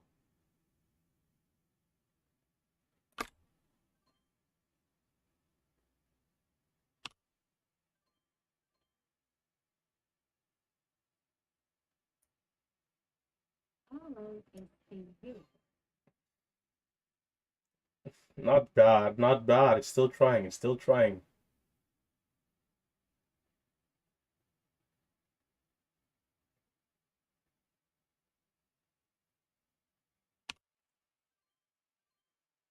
So we got a low of 93.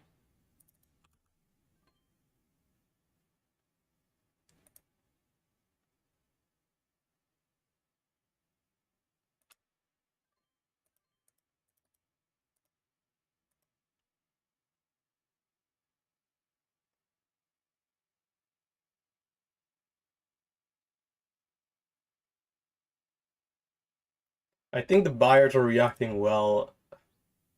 I feel like the buyers are reacting well.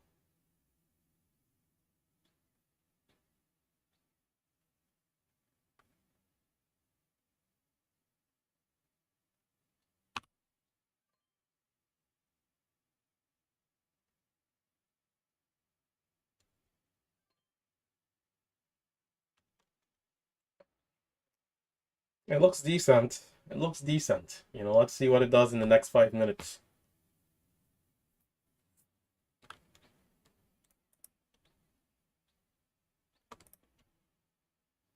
Man, I feel, you know, it's like I traded this so, like, you know, without aggression. I traded this stock without aggression here. It's very, very promising, man. It's very, very promising. It's very promising. Makes me excited.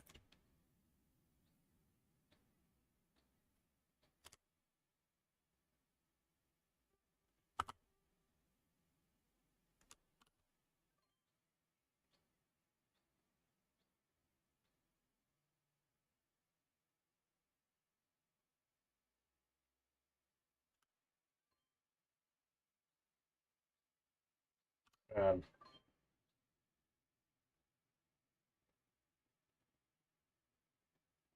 I am a little scalpy here because I'm not in as low as I would want to be.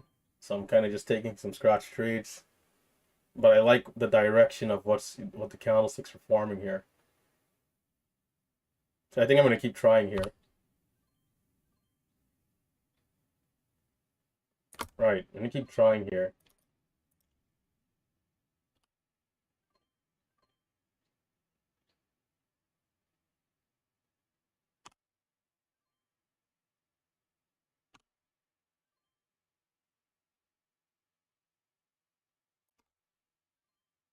This thing is nuts, man.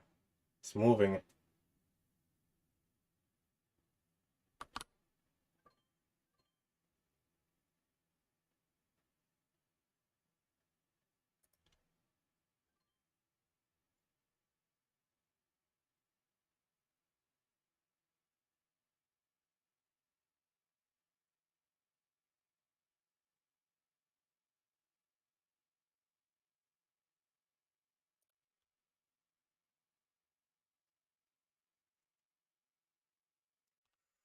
Are we squeezing? Taking 1,000 shares just in case.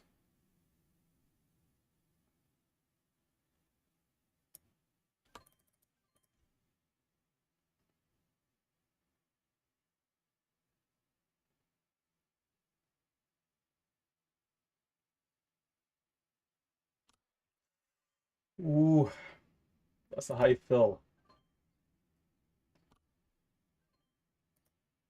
Jeez. Jeez Louise, man. CANO VCIG.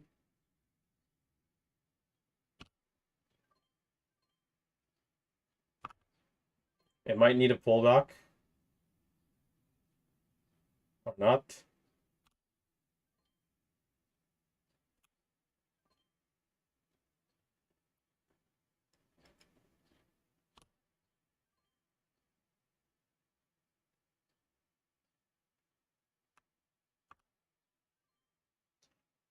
I didn't do great. I didn't do great. Ah, man. But close, close, close. Not bad, not bad. Decent. 82. Again, we might need a bigger pullback if it's not going to continue that aggression.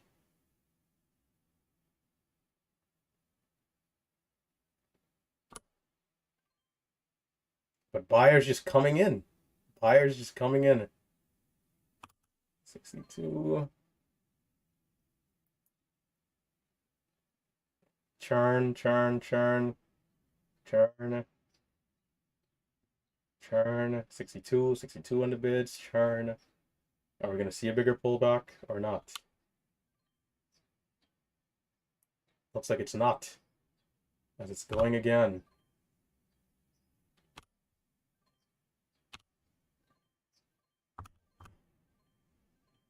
You gotta go through 80 there, man. We're trying to get that nice high of day break. And yes, I'm scalping this very aggressively because it's just going, you know. But it's not bad to be in and just holding through this move as it's going. You don't have to be a scalpy. There were entries down there on the pullback at 508 area, $5 as we were getting higher lows in the 1 minute.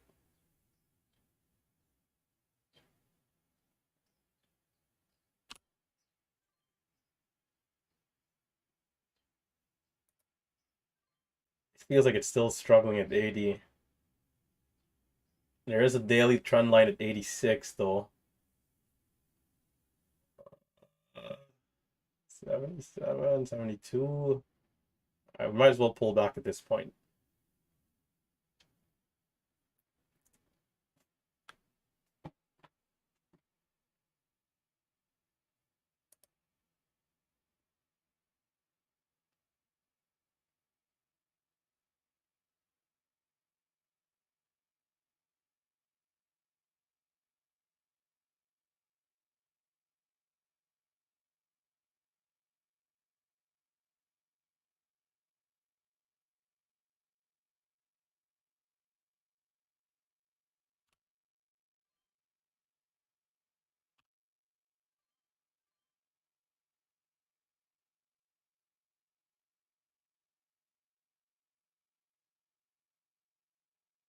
The low of this pullback, I think, was 57. It's still holding up in this range, so let's see what it continues to do here.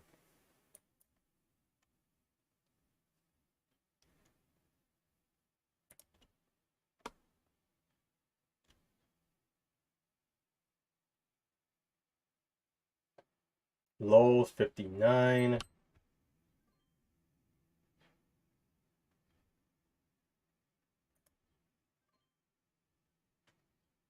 And it seems like it is getting ready.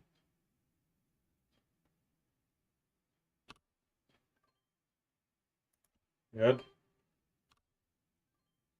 Come on.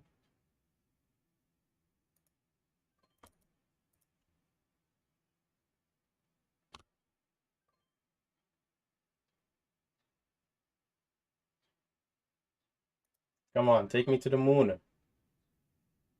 Take me to the moon of 650.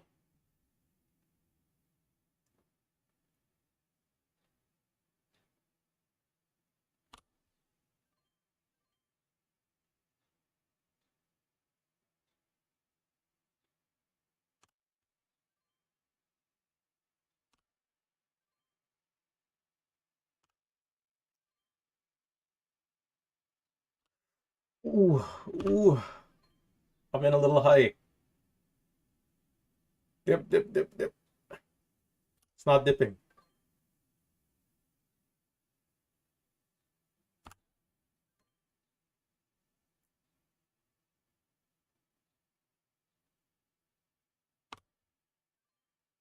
High risk here. High risk. High risk.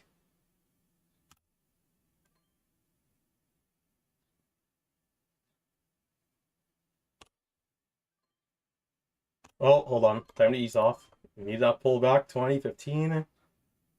How low will it go? 644 for the highs.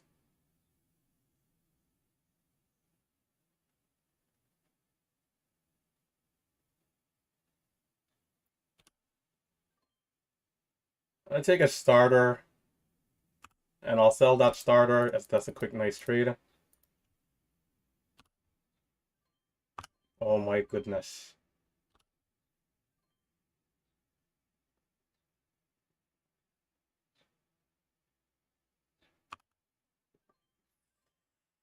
Wow, I didn't get a great fill. Low 13, 72 for highs. It is getting riskier here, so you got to be careful with the big size. It's not a bad place to size down and just make sure you don't take on a huge loss. I'm gonna jump back in with another starter. A little bit of a higher fill. Small loss. Taking the low again. Giving it a chance to get over 30, 35. It's reacting well, I think.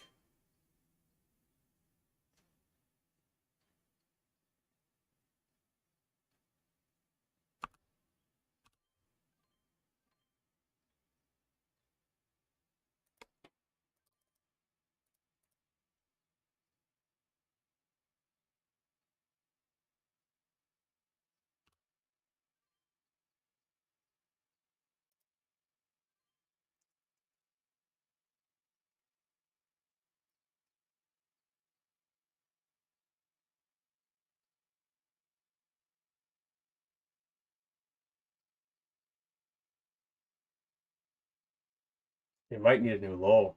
I don't know. I'll throw out 1,000 shares again. The 5-minute candle, is it bullish? I think, like it's hard to see here. I don't know. It has a bit of a wick to it. For those of you in MMU, you guys know we're also looking at our 5-minute candlesticks, right? Our 5-minute chart as indication as what could potentially happen. So let's make sure to keep out an eye.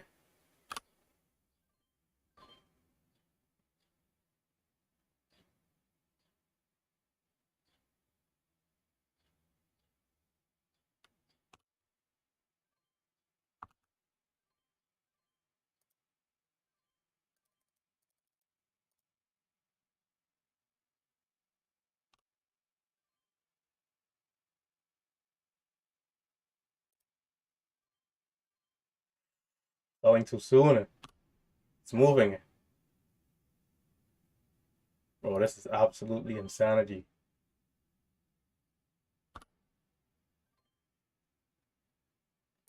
Six. Do we need a pullback?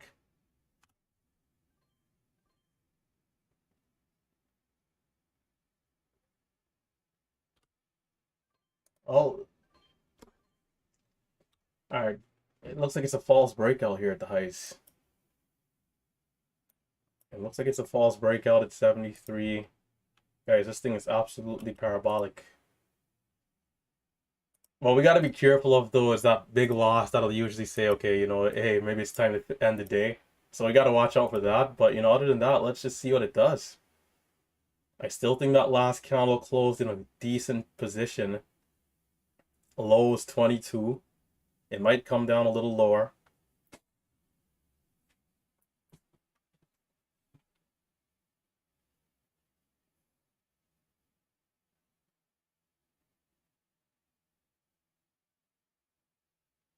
It's right back up.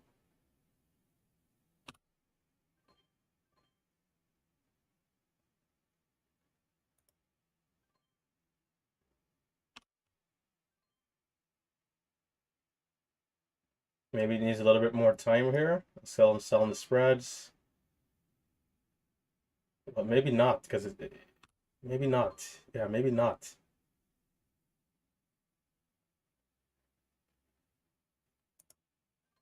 Jeez Louise.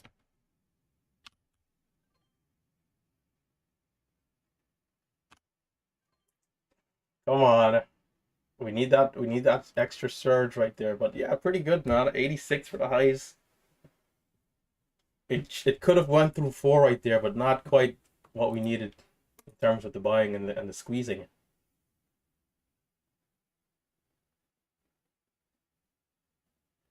I'm excited to see how Marcelo and Save, Crispy, I think those guys might have had a crazy day on this thing. We got 686 for highs.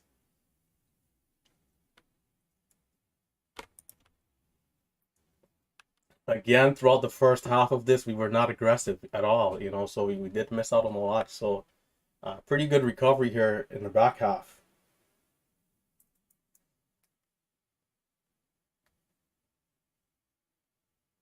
I'm trying to ease down just to make sure we're still good.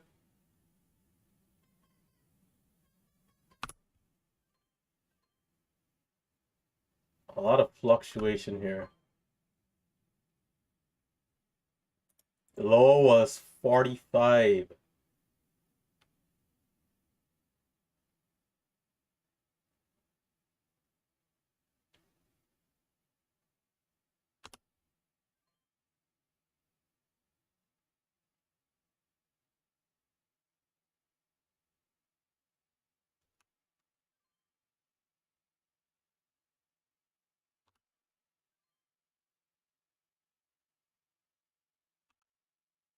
Come on, take us to the moon.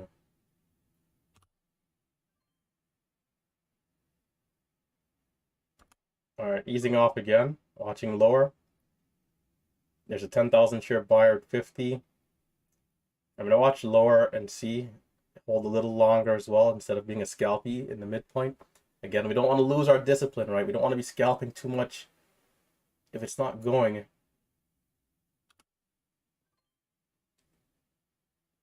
This thing is nuts, man.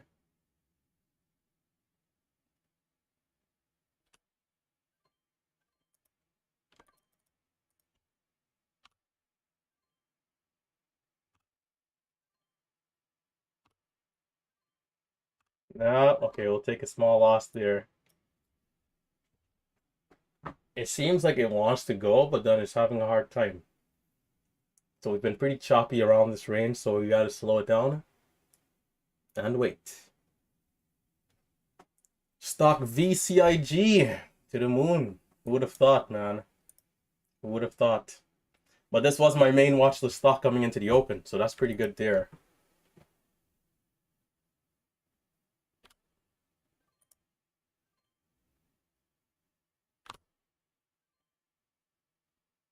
Ooh, it's holding, and it's getting a little tricky with how fast it's going. Or, jeez, you know what? I'm gonna size down a bit.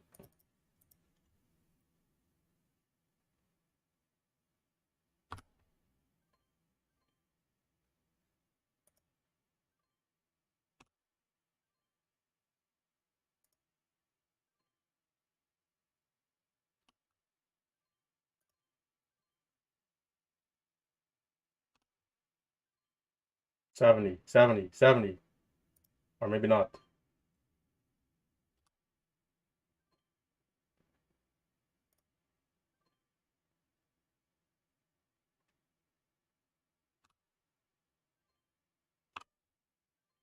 Be careful of bigger pullbacks, of course.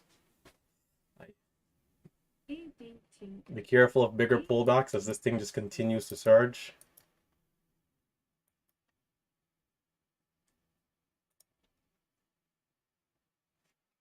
We're up 166%.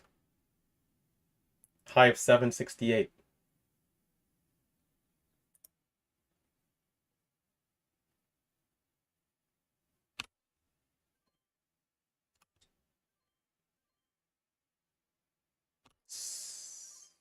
Smokes but no cigar? Come on. Mm-mm-mm. This is incredible, man.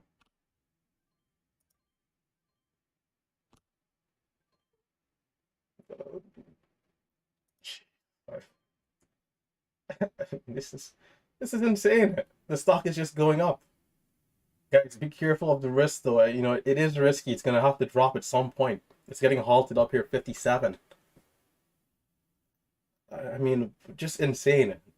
That last entry was a high fill, but I just still gave it a chance. It's gonna go. So we're potentially getting locked in right here at oh, false halt. Halt now is at 57. We got big bids though. 57 again. Can we get locked in? I'd rather see it get halted because we're so extended here. Halt is now 86.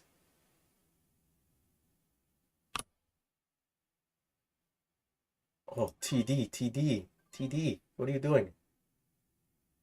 Lag in my fills, but are accurate though at the end. 86 halt. I did size back down because of how insane the risk was. And the risk is high here because of it's just going, and so it'll give big drops.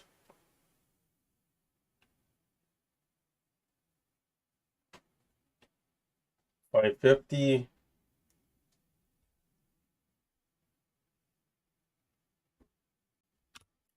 Oh, I'm late. I'm way late. That was terrible. I should have been in it like 860 right there. So it's getting halted up at 9. Got a little distracted there. Gotta focus on the road. I had a thought come in my head, just got distracted for a split second, missing 50 and 70. But pretty good though. I mean, look at this thing go, man. It's halted up. Finally, we got a break. We have to be careful about giving back profits. I mean, geez, this is gonna be one for the classes, man. One for their history books.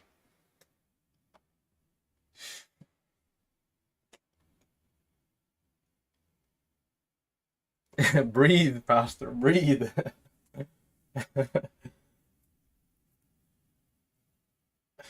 Man, it's been a while since we had one like this, right? And the resumption might just be crazy too. The next level is $24 that I have marked out on the daily chart. And I'll screenshot this and post it in Discord.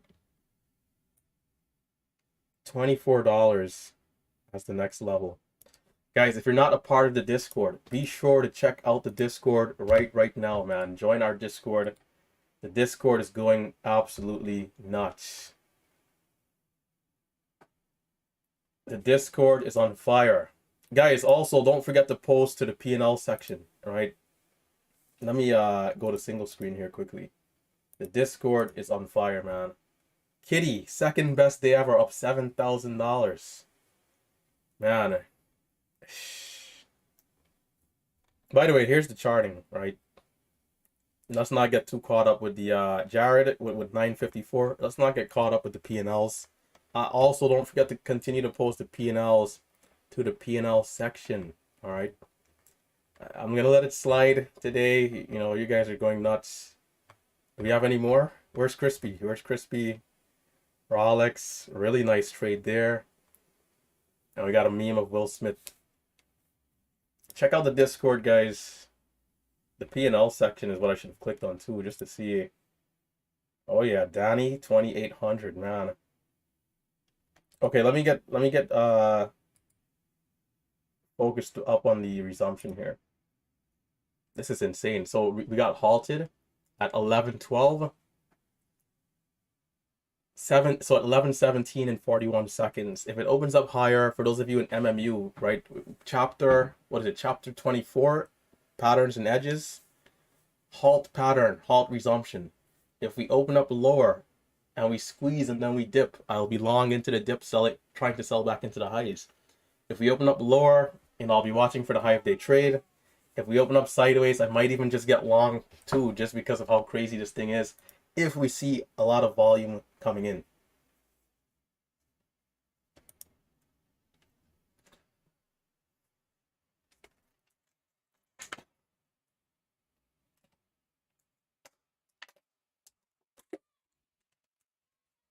It seems like a few of you guys are long into the halt, which is very aggressive.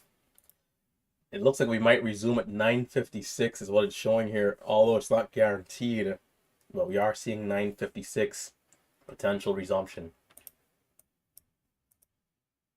Again, we have to be careful about having a big loss, but I accept the risk. Even if we lose $1 a share or something, it's all right. It's not going to be a big deal. Not going to be a big deal. So we got 1 minute to go. Assuming it's a 5-minute halt. This is insane.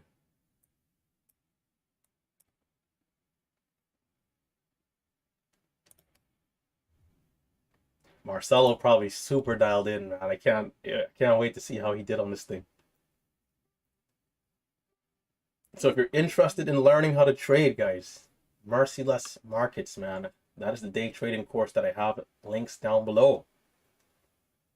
You know, let's get to this money, man. Let's get to these patterns. You know, putting in the work, putting in the experience, getting the experience, you know, ultimately can result into some good gains. So cutting the chatter. Well, it's 12:41, so we got 40 seconds to go here.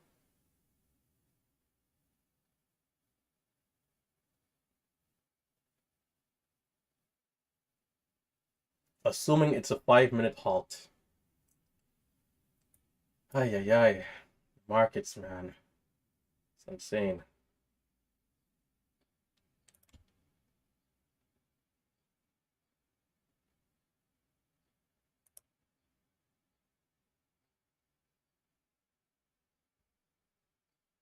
Five, 4, 3, 2, here we go, 9:09.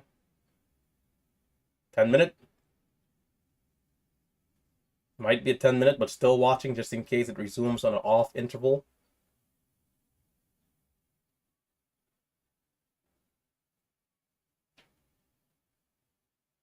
It seems like it's 10-minute. Okay, that's all right. As we know, 10-minute halts sometimes resume significantly higher. So for those of you watching on YouTube, guys, be sure to hit the thumbs up button for some great trading here today. Hit that thumbs up, and if you're a new viewer, consider subscribing to the channel. Right now we have, let's see, we have 342 people in the building. Guys, let's make sure we get over 300 likes. Of course, it is a little after 10:30, so a lot of people have left out already. But hit that thumbs up and let's continue trading.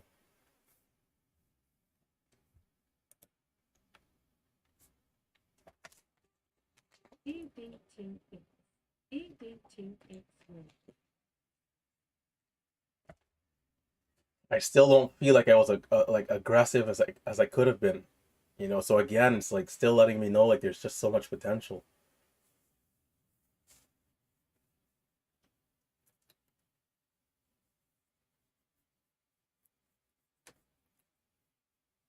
Save, having a nice vacation.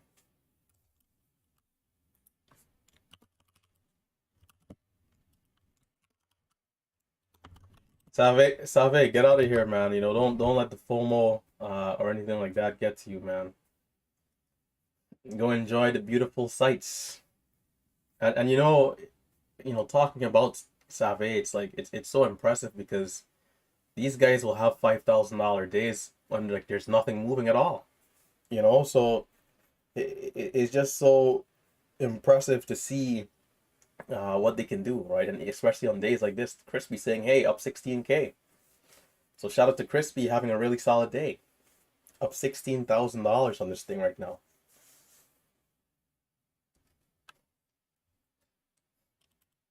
This should be interesting. So resumption will be at 22 and 41 seconds. We got 2 minutes to go.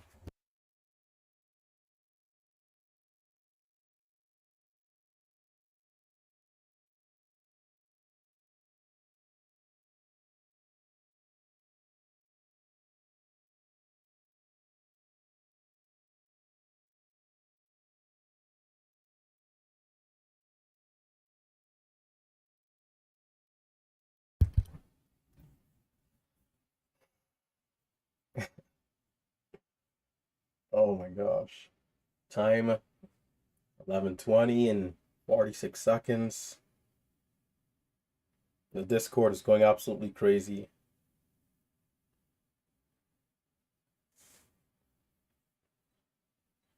For those of you who are newer traders, or even if you've been around and you're not where you want to be, on days like today, it's important not to feel FOMO, right? It's important not to feel FOMO. Do not chase the stock. Do not try to do anything crazy. You know, it's a matter of just getting the experience now and being able to do better the next time if you're not where you need to be. So don't feel FOMO. The market will be here. And guess what? Stocks like this will continue to come over the weeks, months, and years. You can guarantee it. So, let's put in the necessary work now, gather the information now, study it, and be better prepared for next time.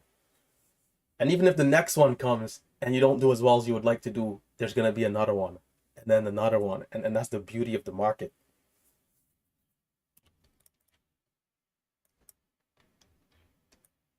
And that's why we'll be here every day. We're just going to be as consistent as we possibly can. And, hopefully we can connect on the opportunities because we understand that the risk is always on the other side of the trade. So here we go. We got less than 40 seconds to the resumption.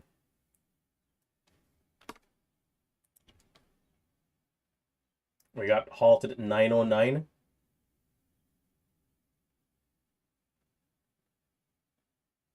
$20. We might resume at 10. But we got to be careful here. We don't want to take a huge loss. But again, I'm accepting the risk. Less than 10 seconds. Here we go. 5, 4, 3, 2. Here we go.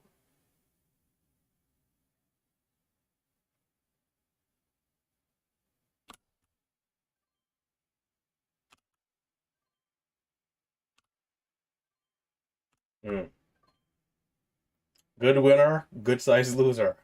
All right, but waiting. We got a high of 986. It might need some candlesticks. I thought we would have seen $10 there, so I tried to give it a chance. Didn't hold.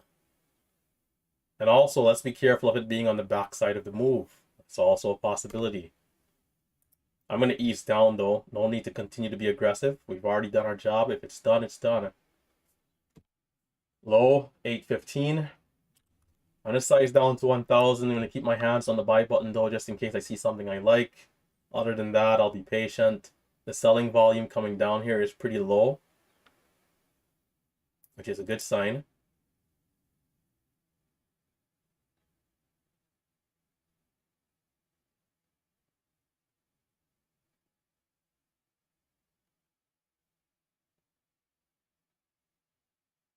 The stock is crazily extended, so the pullback could be as big as anything, right? We don't know. Right now, we have to stay reactive.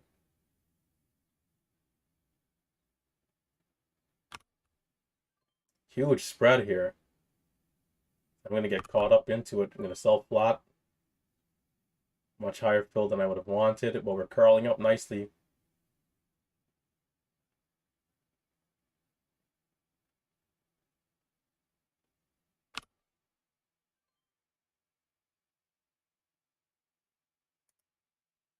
$14. Oh my gosh, the fills are getting ridiculous.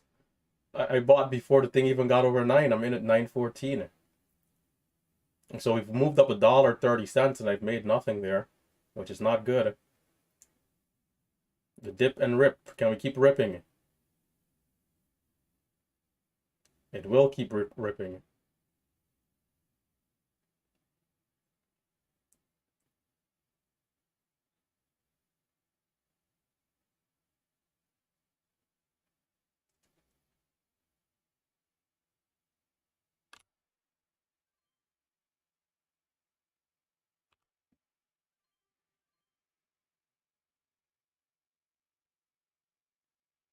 Yeah, I did not do great right there, unfortunately. And a little sloppy on my end.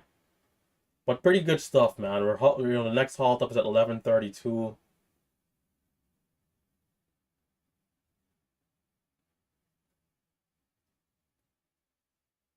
Have not seen this in a long time. But this is really impressive. 11:32 for the halt up. Bro, oh my goodness. Wow.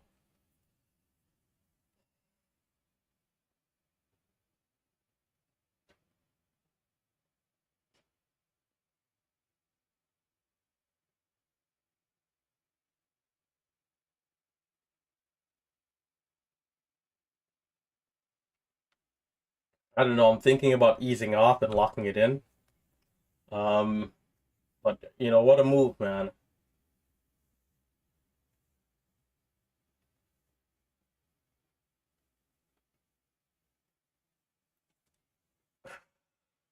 Wow. The market never ceases to amaze me, even at this stage. We got lows of 965 in the current candle. I mean, it's still bullish. There might still be a few trades coming. We'll see if it continues to hold up.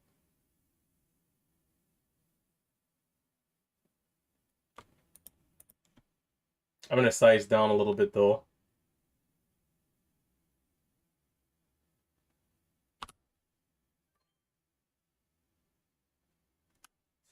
23. It's almost laughable how crazy this is. Oh, we need a pullback. 44, 45.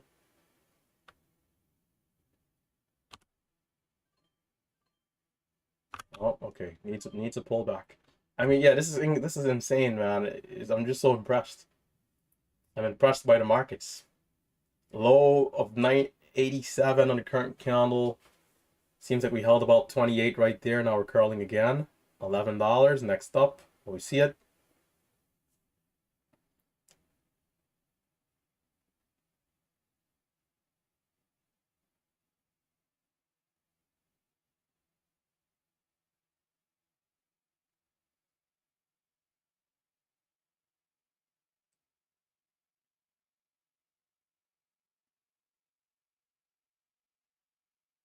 Yeah, I'm leaving a lot of money on the table here. No bounce. 20-cent loss. It might need to consolidate, actually. We're going to get a small false breakout at the highs right there. We might need some consolidation. Time, 28. So there's 2 minutes left in the 5-minute candle. We haven't had one go to like $20 in a while. I wonder if this has that type of potential. I mean, so far it looks like it, but the thing is with these type of stocks, you just never know how far they're going to go until the day is done, right? Is it going to be 15? Is it going to be 11? Right? If you had a high of 1132, have we priced in the high already? Where's Raphael? He disappeared. Where are the short sellers right now? Raphael, where are you, man? Let me know what you're watching at for a potential short entry.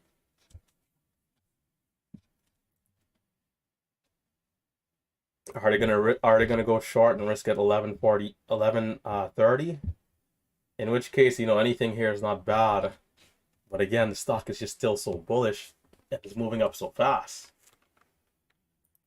And it gets ready, it's just going.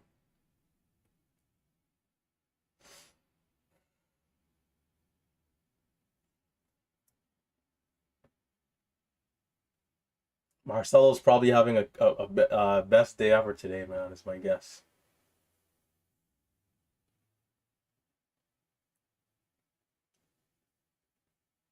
This is insane, man. Pullback again. We have lows at 965.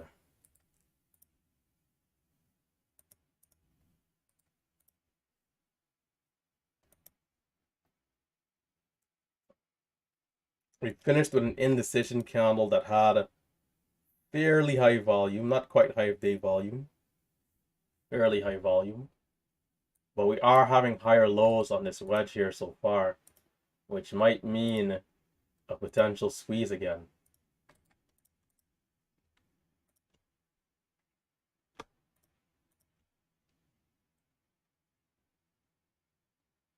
Oh, there's a new low. So I made a new low on the wedge, coming back down a bit. So, let's see what it does at the low of the last.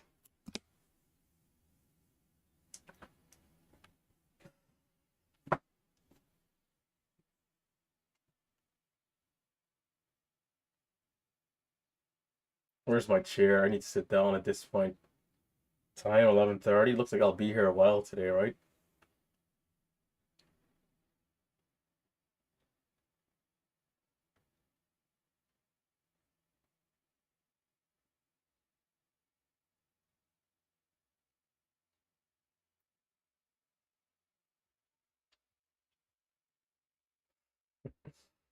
Yo, this is insane, man. You know, I'm still smiling. I'm still at awe of the move. It's been a long time, though. It's been a long time, you know, since we've had one that was this steady, this consistent. It's still in play. Again, 965 for the 5-minute pullback. If we continue to hold, I think it's looking great.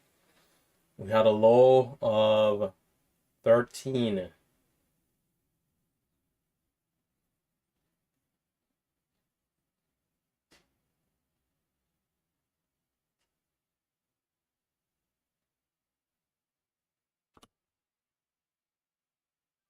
Wow. Fills are lagging a lot. Small trades right there.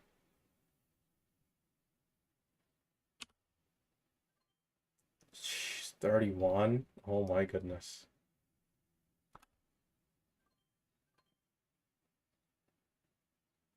It didn't come down to test the lows, and it seems to be curling already, which is, of course, pretty bullish.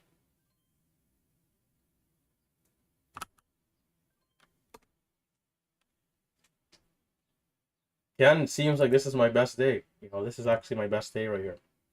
Before this was 4,000. But here we are back at $10. Are we going to break down?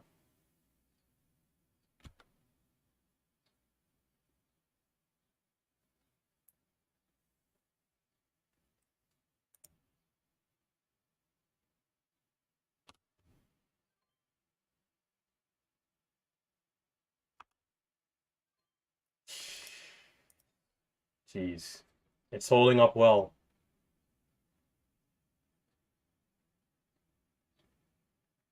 So far, right?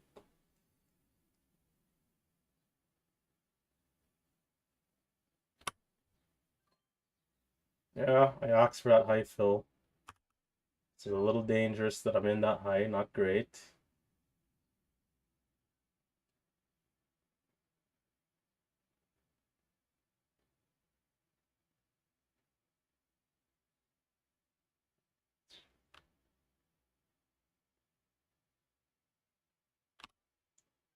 Oh, nah. Alright, okay, small loss there, 15 cents. It looks like it's coming down. 50, it's still holding, right? It has to hold this area here if we're gonna like base out against the last candle. If not, you know, we might be seeing a much bigger pullback or backside, either or. But it's still fighting here. I might get back in. Still watching. Okay, 38. All right, look, I'll ease off. Looking like it might be having a hard time holding up. Okay, this is not a bad place to end it if it is finished.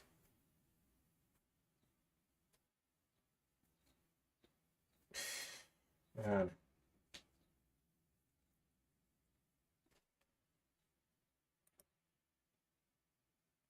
And again, guys, I wasn't even that aggressive with my size or anything. You know, the very first half of the move that we had, we didn't really push that much size. And then after we made money, we reduced size for like the whole last half of it, like quarter, right? Last quarter, we pushed small size, and we missed a few trades too. We missed a ton of trades, so it lets me know that, like, you know, in the next stock like this, you know, if I'm to be a little bit more sharp with the entries, with more size, you know, we could be over 10, 15 grand on a day. So it's very, very doable. It's very doable. But I think this is a good place to shut it down. I mean, you know, it's bouncing back here. We could give it a sec. We're back at 960. Lows at 910 though, so that's a pretty low drop down. Now we got to start getting bigger with the trend lines. So now, you start drawing up a wedge like this. Break of 10, it's pushing up.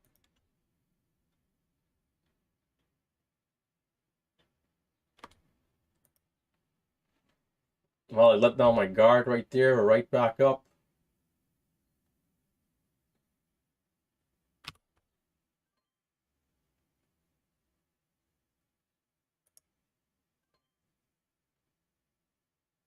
That stall. High was 38.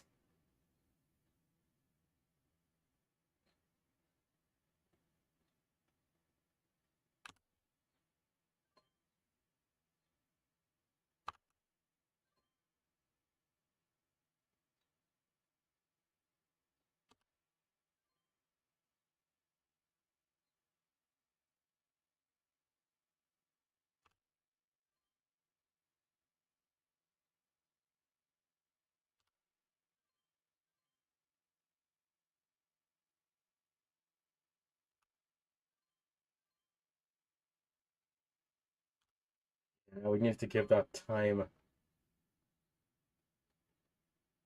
People are buying it up. People are buying it up. I mean, this is insane. People are buying it up. Wow.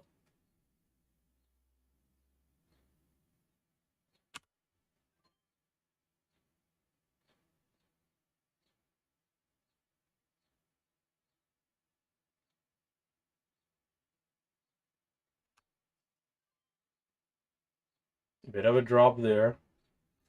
But reasonable. The lows were at 910, so I think this is pretty reasonable. Although a bit sudden.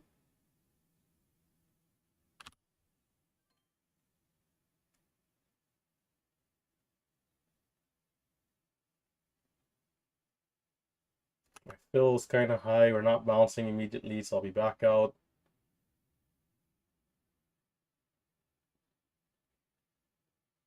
Time.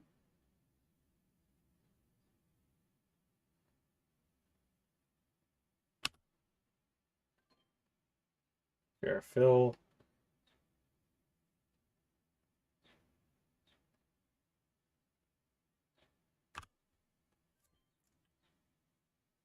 I like it here. I like it here, but I'm not in where I want it to be, so I'm a little scalpy. Also, we did have that low of 50, which I didn't expect to see, but I like it. I like it here still. I think it's being bought up. As if we hold this, I'll size back up a little bit actually. If we get back over 10 and start to push again, because at that rate we might just see a new high of day, or it'll try. I think at least for a new high of day. The way how buyers are coming into it.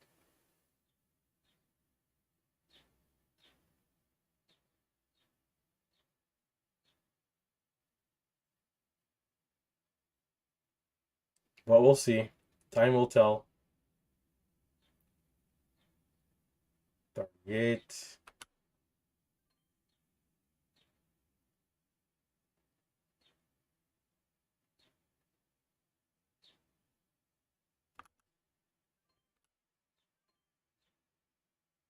Phil's on the ask, of course, killing me as always. That wasn't good. We lost 15 cents for nothing. It's not ready yet. Time. The candle's gonna close in a weird position, so we could see weakness here. It needed to get back over 10, so let's see. This is a pretty big area here. It needs to hold up. I'd say high nine, like 940, 50. If we come down too low, I think short sellers will be, very happy with that. So, what is it gonna be? We've also been getting lower highs ever since the move up. Will we get back over 10 for the 1 minute candle to make the new high?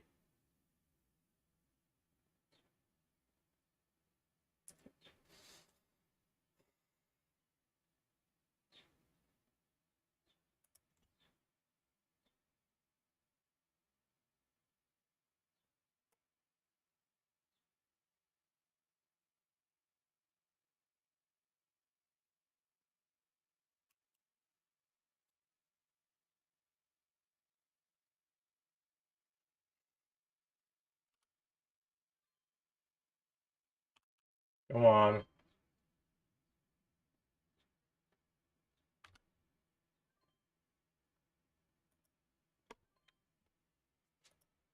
All right, I'm going to ease off again.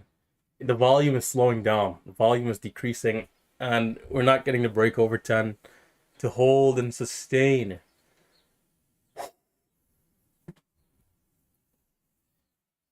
All right, I'm going to get my chair, and I'm going to get comfortable.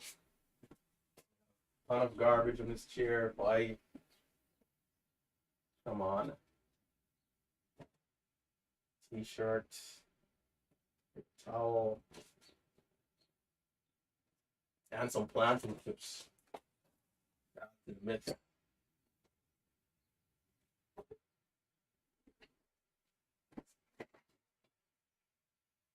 Let's fit. Ugh.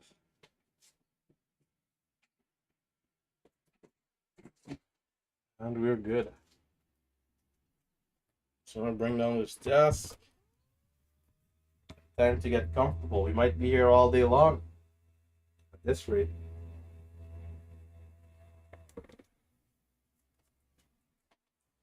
There's Marcelo. Marcello, man, alive. We thought you fell asleep and missed out all the action, man. We gotta make that picture a sticker. I think if you right click, I think there's an option, or maybe you have to go to the settings to do it. I don't know.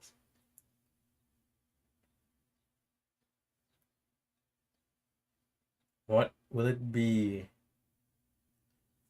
I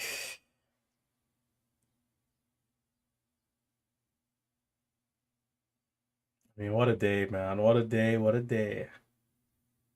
What a stock, really.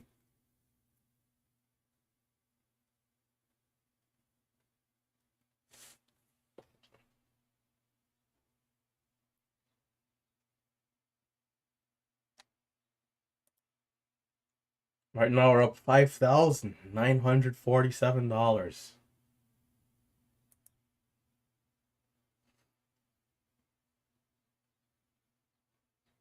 As the stock is coming down again. The only pattern I'd watch here is the break and reclaim. 910 and then 9, what is that, 815 potentially. But it still seems to be holding up here.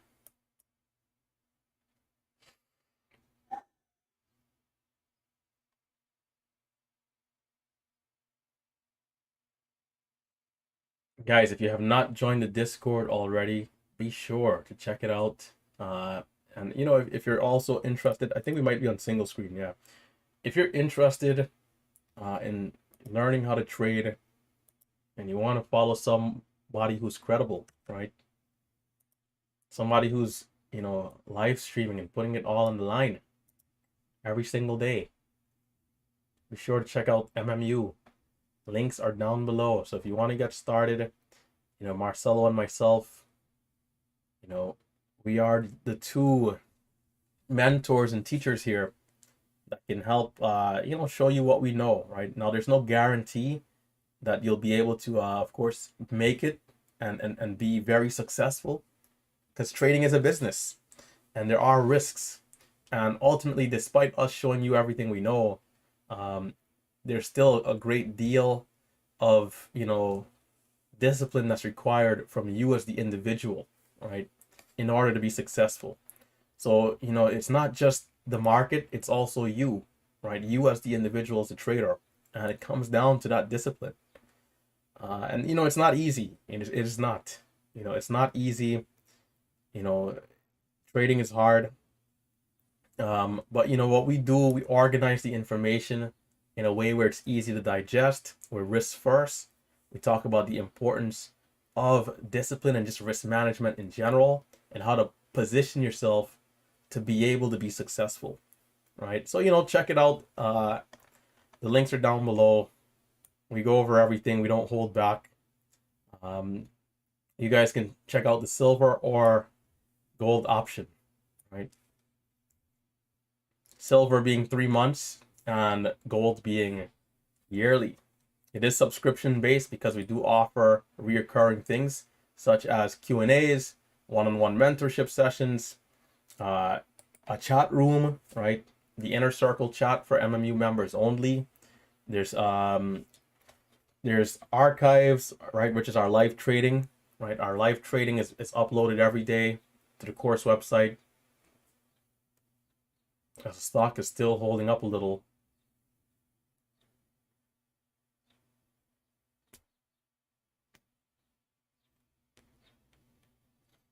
You know what's so crazy? Like, despite me being up a decent amount, like, I'm more excited for what the stock did and how I could do better, rather than focusing on my P&L, right? It's like I from trading, how I traded and everything I witnessed here today, I already know I can do better on the next one. And it's just this constant thing of me improving. And that's how I feel good about myself when I'm trading here. It's not the P&L coming first, but the mindset, the attitude. Understanding that I can improve, I can do better, I can continue to practice, I can continue to study.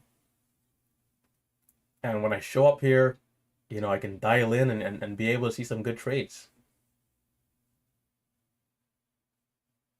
The stock is still not finished yet. I think until it breaks below 910 or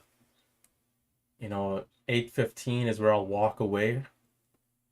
But even then, it can still do something. But for the most part, we've had an incredible upside. If this consolidates for another 2-3 hours, we can't really be upset at the stock, right?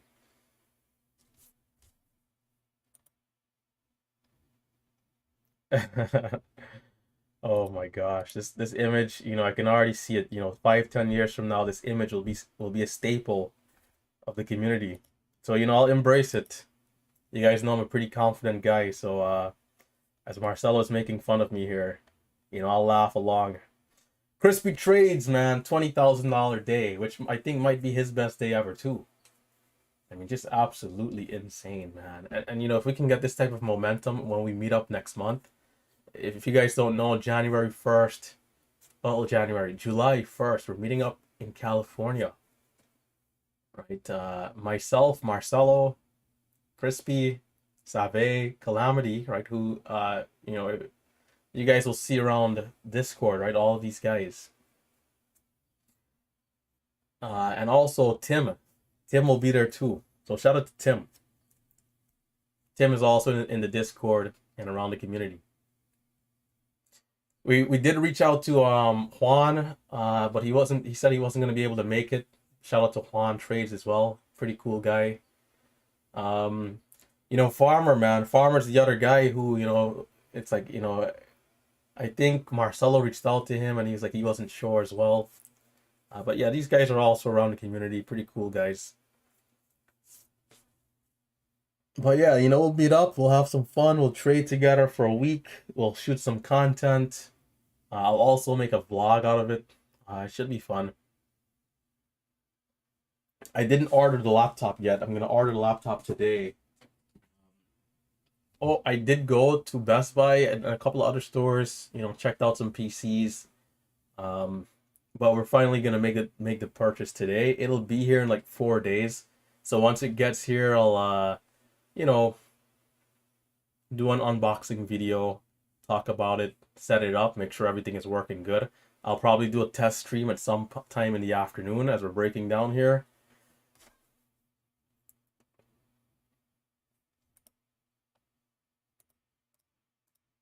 Big boy stuff, man. This is big boy stuff, man. Crispy trades.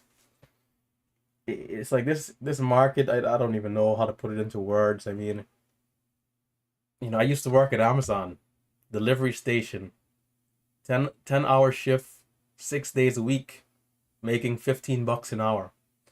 And I'd work hard. I'd lead the inbound team, and we would sort about, in the morning shift, we would sort about 45,000 packages. On my own shift, which is in the middle, right, like the afternoon shift, we'd sort about 25,000 packages, and then the night shift we'd sort about 100,000 packages, And this stuff is hard work, man. You know, you're showing up every day, and you know it's just box after box after box. You know, we're curling back up here, which I like. I don't know, maybe there's a small trade coming somewhere. Maybe. But yeah, you know, box after box after box.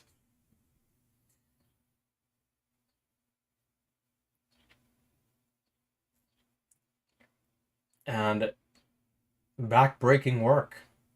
You know, all for about $850 every Friday. You know, to be sitting here and be able to make thousands of dollars in a few hours. It is quite insane, you know, compared to what the normal reality of making money is.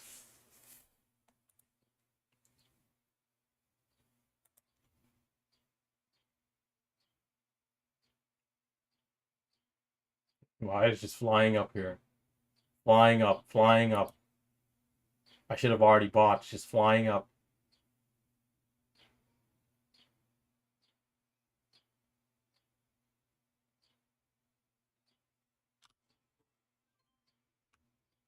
I'm a little too early there. It's just a half second too early. Yep. But it's lingering though. It might not want to continue. 80. We're gonna hold.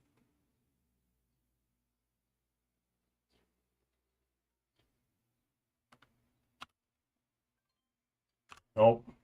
We'll take another $45 loss. Or maybe a little bit more, I don't know.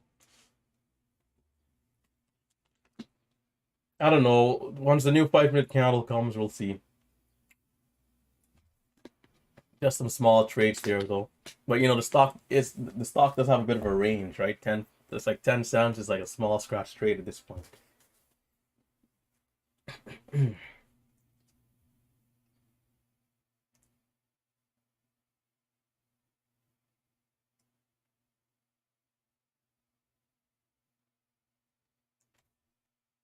What I'd want to see here is the 5-minute candle make the new high with good volume again. And if that happens, you know, this thing could potentially go for a second round. We had somebody confirm their email. Okay, this was 10:41, so I missed this. Where are we at right now? By the way, do I have the scanners up? Probably don't. I'm missing more trades here. MJ, I'll get you sorted in 1 sec.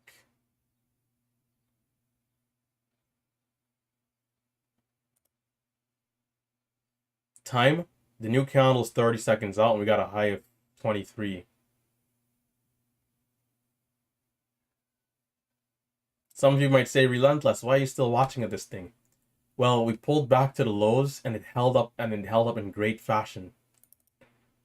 It might not be ready for new highs right now, but you know, it's the fact that it just proved that it held up the lows. And I did mention I was interested in a breakdown and reclaim. I wasn't aggressive looking at it because I wasn't sure which low it would come down to. And you know, coming down to 817 is like really low. If it was going to pull back to that level.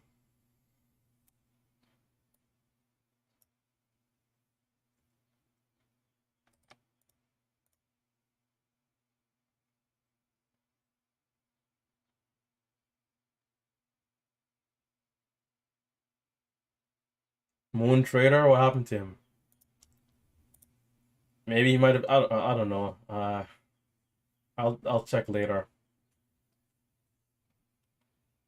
23.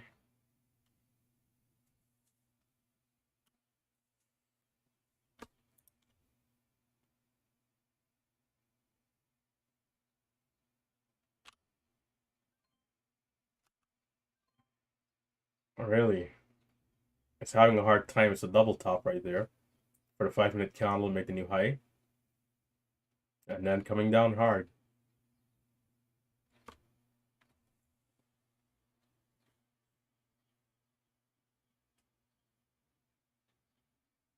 Let me see quickly.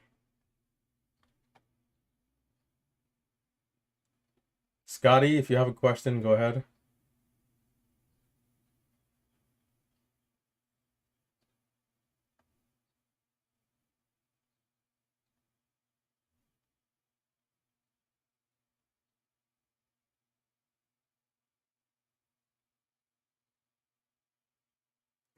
What a name, man.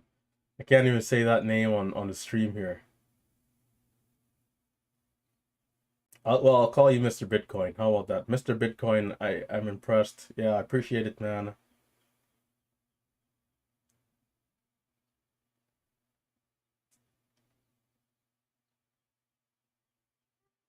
Arcane, don't worry, man. Another one will come. Another one will come. Guys, let's make sure, just in general, just make sure we don't give into any FOMO or fall victim to chasing the stock or anything like that. Another one will come, whether tomorrow, next week, next month. We can guarantee it. Again, I'm still interested in the break of 1020 here. We could start to see another incline. In fact, we held up the low so well that I'm already interested. I should have bought that incline, man, but sometimes you gotta be watching it early. Jeez. Is that how we're reacting to 10,000 share buyers?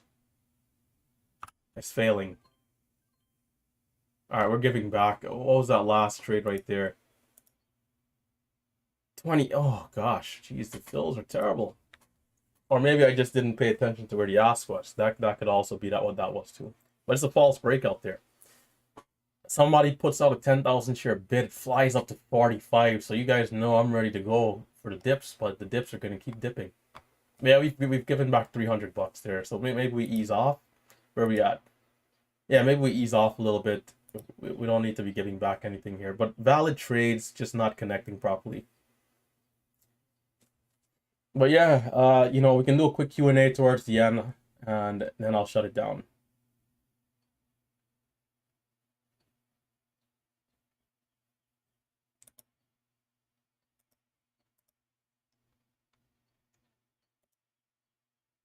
So if you guys have any questions on YouTube, feel free. For the next 5 minutes, we'll do a quick Q&A, and then we're gonna be out of here.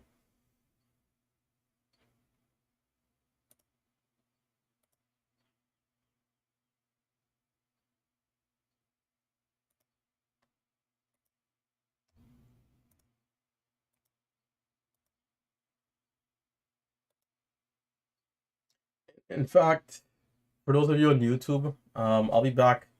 Give me 2 minutes. Give me 2 minutes here. I'll be back.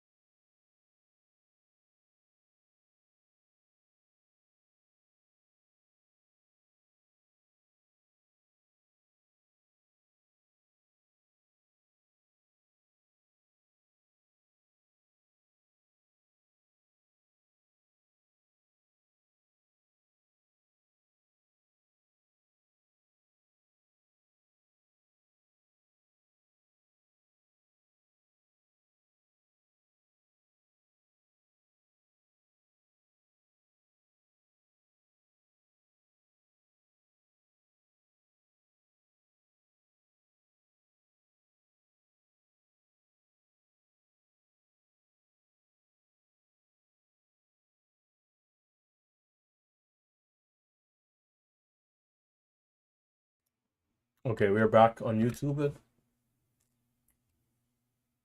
Yeah, I think I'm gonna shut it down here, man. Uh, I'm not seeing any questions coming in.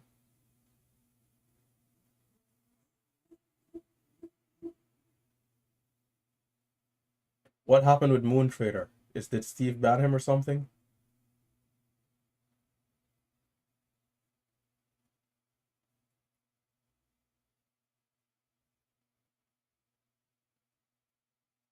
Yeah, Scotty. When the stock starts to move and the charts are, how do I explain this properly? Let's see.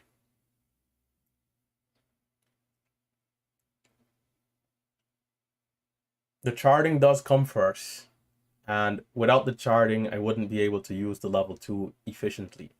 Now, with that being said, if there's a pattern on the chart or an edge that I'm recognizing, I then move on to the level 2, which is essentially the trigger, for the entry. So watching for, the area where the stock is most likely to go, the level 2 at times shows you where that area is.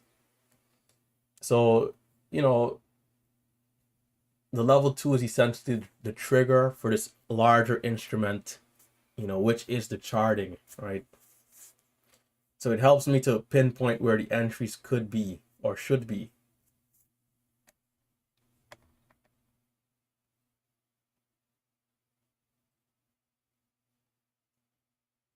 Do I look for the whole half and quarter entries? More so whole than half. But under a specific type of context, right? It has to be, the stock is ripping up, it's pushing, in this case 950, and we're seeing a nice move, right? And it's like usually the first time, like right here, right now, to me, 950 doesn't mean anything anymore. But before, when the stock was curling up over here, especially in this range, you know, half dollar, whole dollar, half dollar, whole dollar, it pulls back. We pull back to a low of 815, it rips back up. In these type of huge green candles, especially, can we get the break to the level? Can we keep pushing? We dipped down, we held up the whole dollar here. Now, that's not to say that I knew that that's where the low was going to be, because sometimes you just have to ease off and wait and see where the stock price in the low, and then you risk off of the level, right? So right here, 875, it curls back up. We got up to a high of 1045. I'm not sure why it didn't continue here. It looked good to continue, but just sold off.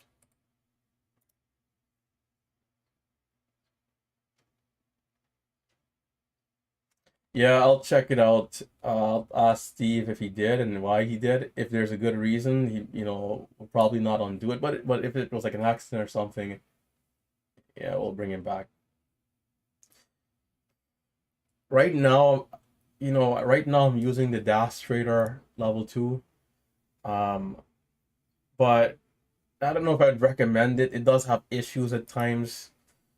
Um, but there's a few, right? I think Sterling, there's just like Sterling. Well, I don't know what is it through certain platforms. There's a Sterling based level 2 that's decent. I think certain brokers and platforms have that one. E-Trade Pro has one, which is not too bad, although it is a little laggy at times. But right now I'm using Dash Trader. When it's working well, it's working well. But there are moments when we're now coming into the open where it's like lagging like awfully, like terrible. And it does that almost every day.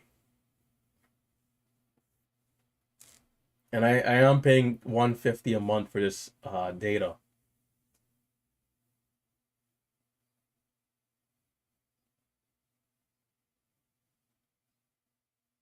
How am I gonna reward myself? Oh my gosh.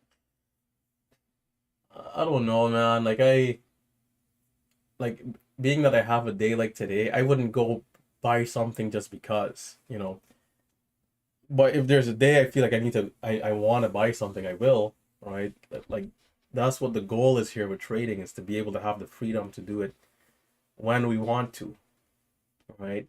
And I kind of mentioned this about birthdays and those type of things, even like Christmas, Like, I don't know, man. Like, I remember it's hard for some people. Like, I remember when I was in a relationship, and like, I was telling my girlfriend at the time, like, okay, it's like it was Valentine's Day, but I feel like for me, I don't need to do something on that day just because it's that day. Like, y- you know, I like the spontaneousness of just being. I don't know if that's a word what I just said, but yeah, being spontaneous, right? When I want to, if I want to do it today, then I go. If I don't feel like I want to do something today, then I don't, right? That's kind of how I flow. So it could be my birthday today, and if I don't feel like going out, I won't. But if I feel like going out next week, I will, right? It just depends on the mood that I'm in. And to me, that's what trading is all about. It's like not having to be stuck on the calendar that they created, whoever that might be, right? Like this calendar that we have, like I don't want to be on that calendar.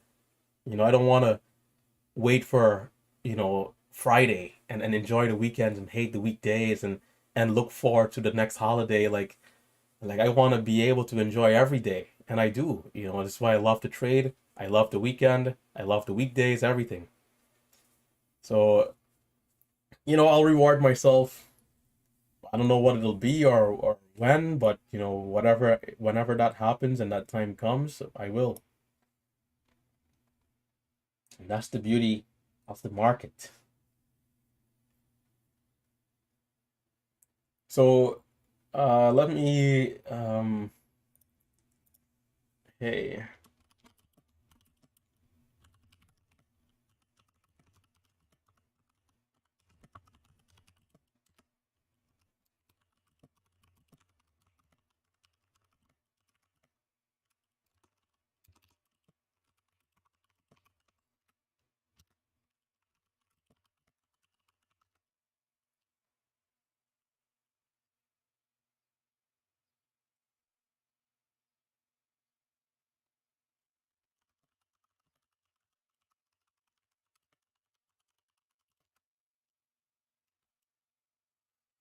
Yeah, okay. Do we have any more questions?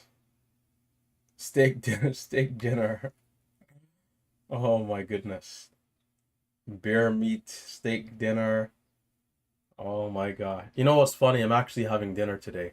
Uh, or at least I'm supposed to. So I do have to stay on schedule. I have something I have to go do.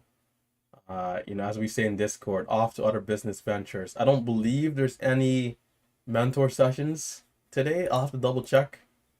We might have one or two. Actually, we might have. I gotta double check. What's today? Wednesday? Is today Wednesday? I know I have one tomorrow. Marcelo might have a few today. It's also good having two mentors because Marcelo takes some of the students, I take some of the students, depending on who you guys want to talk to or who's available.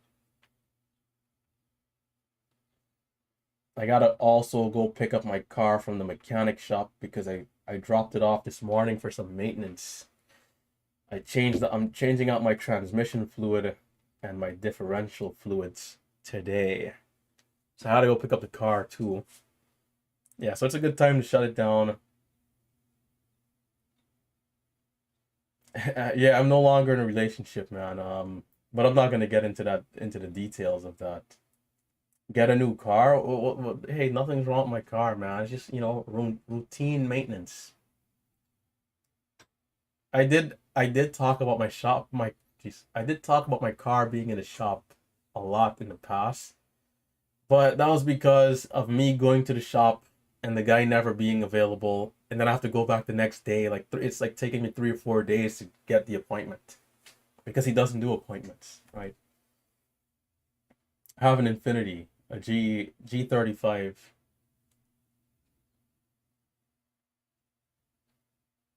I love that car, man. It's a great car. It's '08, so it's like that newer body. It looks good. Right now, there's a lot of Qs, right? Like the Q50 for the Infinity. But yeah, I don't think I'll upgrade at least not until I need to. Like the car will have to like not be working at all, right? Maybe like the transmission will have to go bad or or something significant will have to, like, go bad for me to say, hey, let me switch, because it's working fine right now.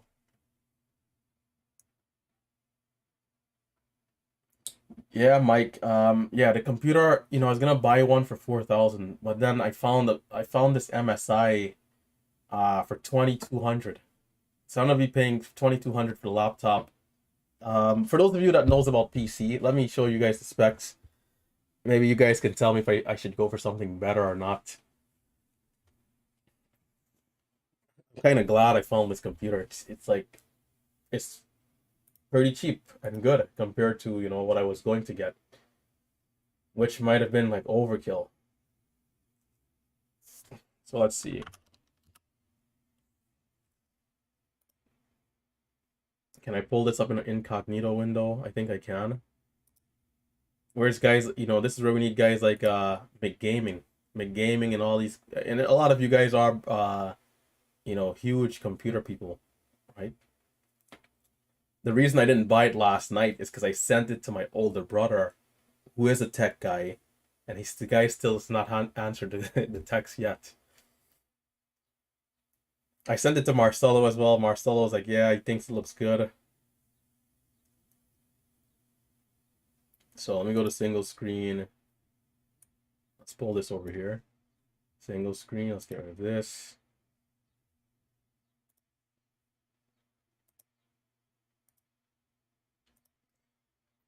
Yes, I'm just floating here in the middle of nowhere. Yeah, this is what I'm going to get, or I think I'm going to get right now. Fastest delivery Thursday the 22nd, which is in 2 days, which is not bad. Let me know what you guys think. I'll post this link inside the chat. So I do have a brother that trades as well, and this is the laptop he has. He has an older version of this laptop. That's the one I used when we last met up, and that laptop, honestly, I had no issues with. I had no issues with it at all. So this one is a little newer. It's a little bit better. I shouldn't have any issues with this one as well. Now, Marcelo was telling me, there's a lot of i9s that are out in terms of CPU. This one is i7 12700. But, I think it's still decent. I ran a comparison to what I'm using now in my PC down below, and it was close in spec.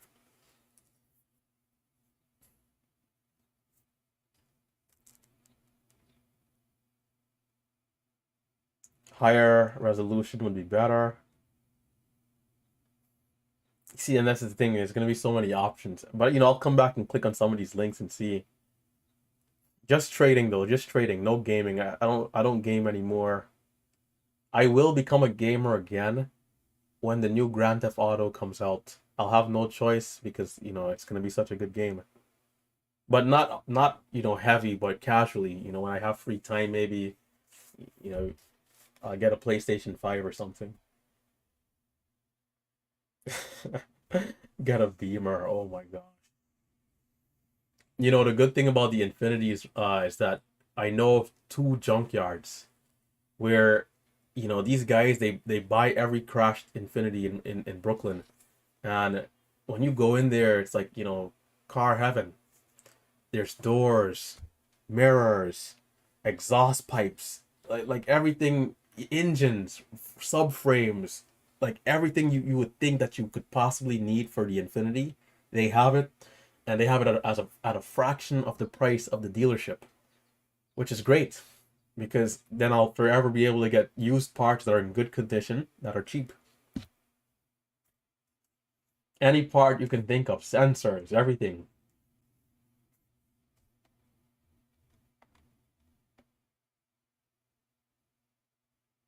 Yeah, cars are expensive, man. You got gas, which a lot of people don't usually think of. You got the car note, if you're paying for it. You have the insurance. Are you going to do liability? Maybe full coverage.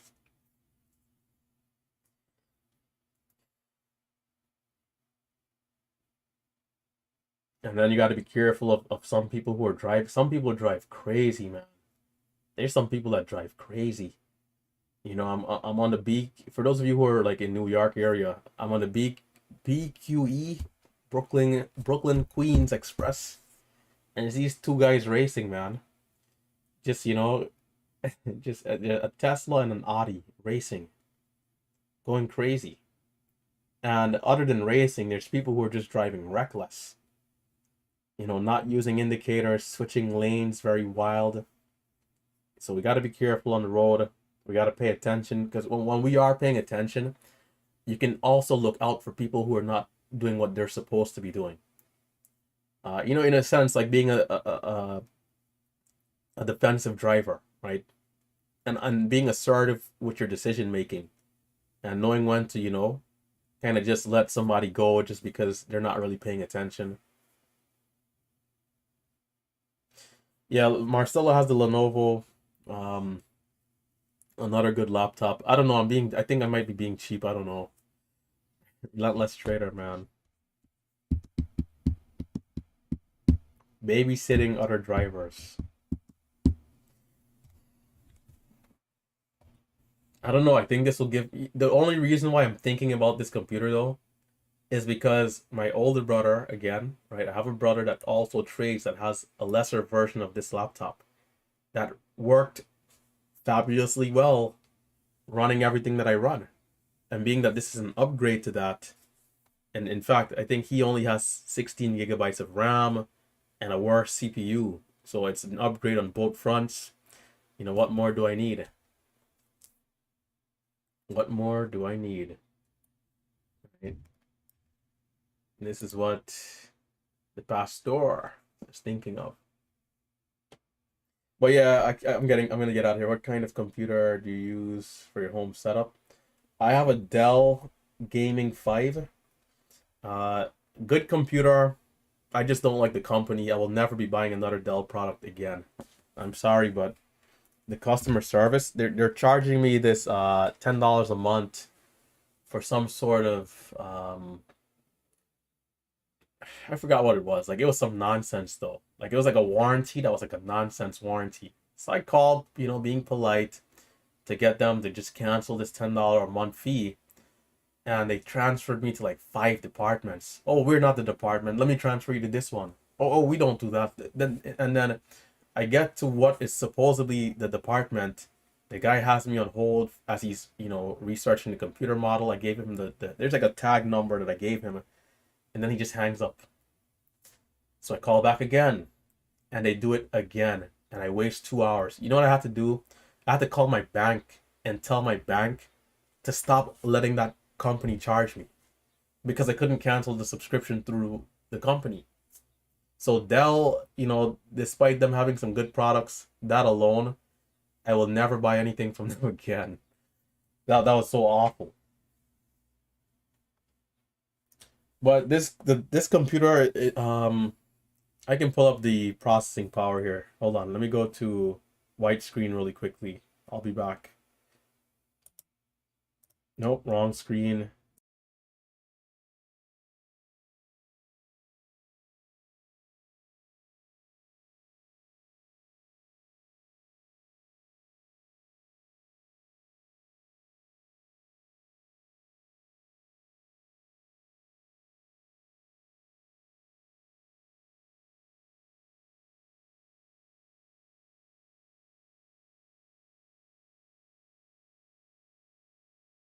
It's like you got to kind of always be paying attention.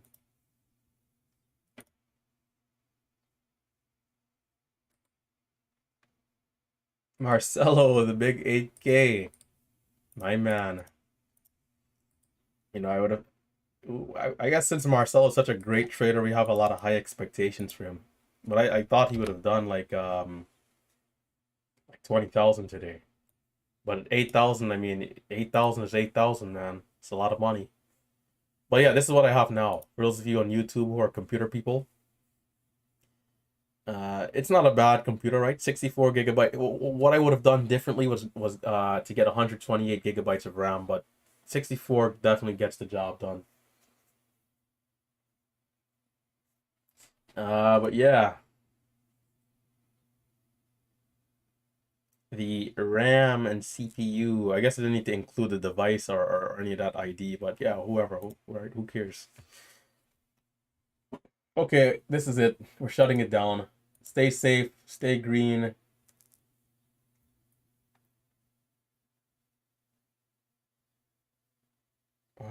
On the go trading.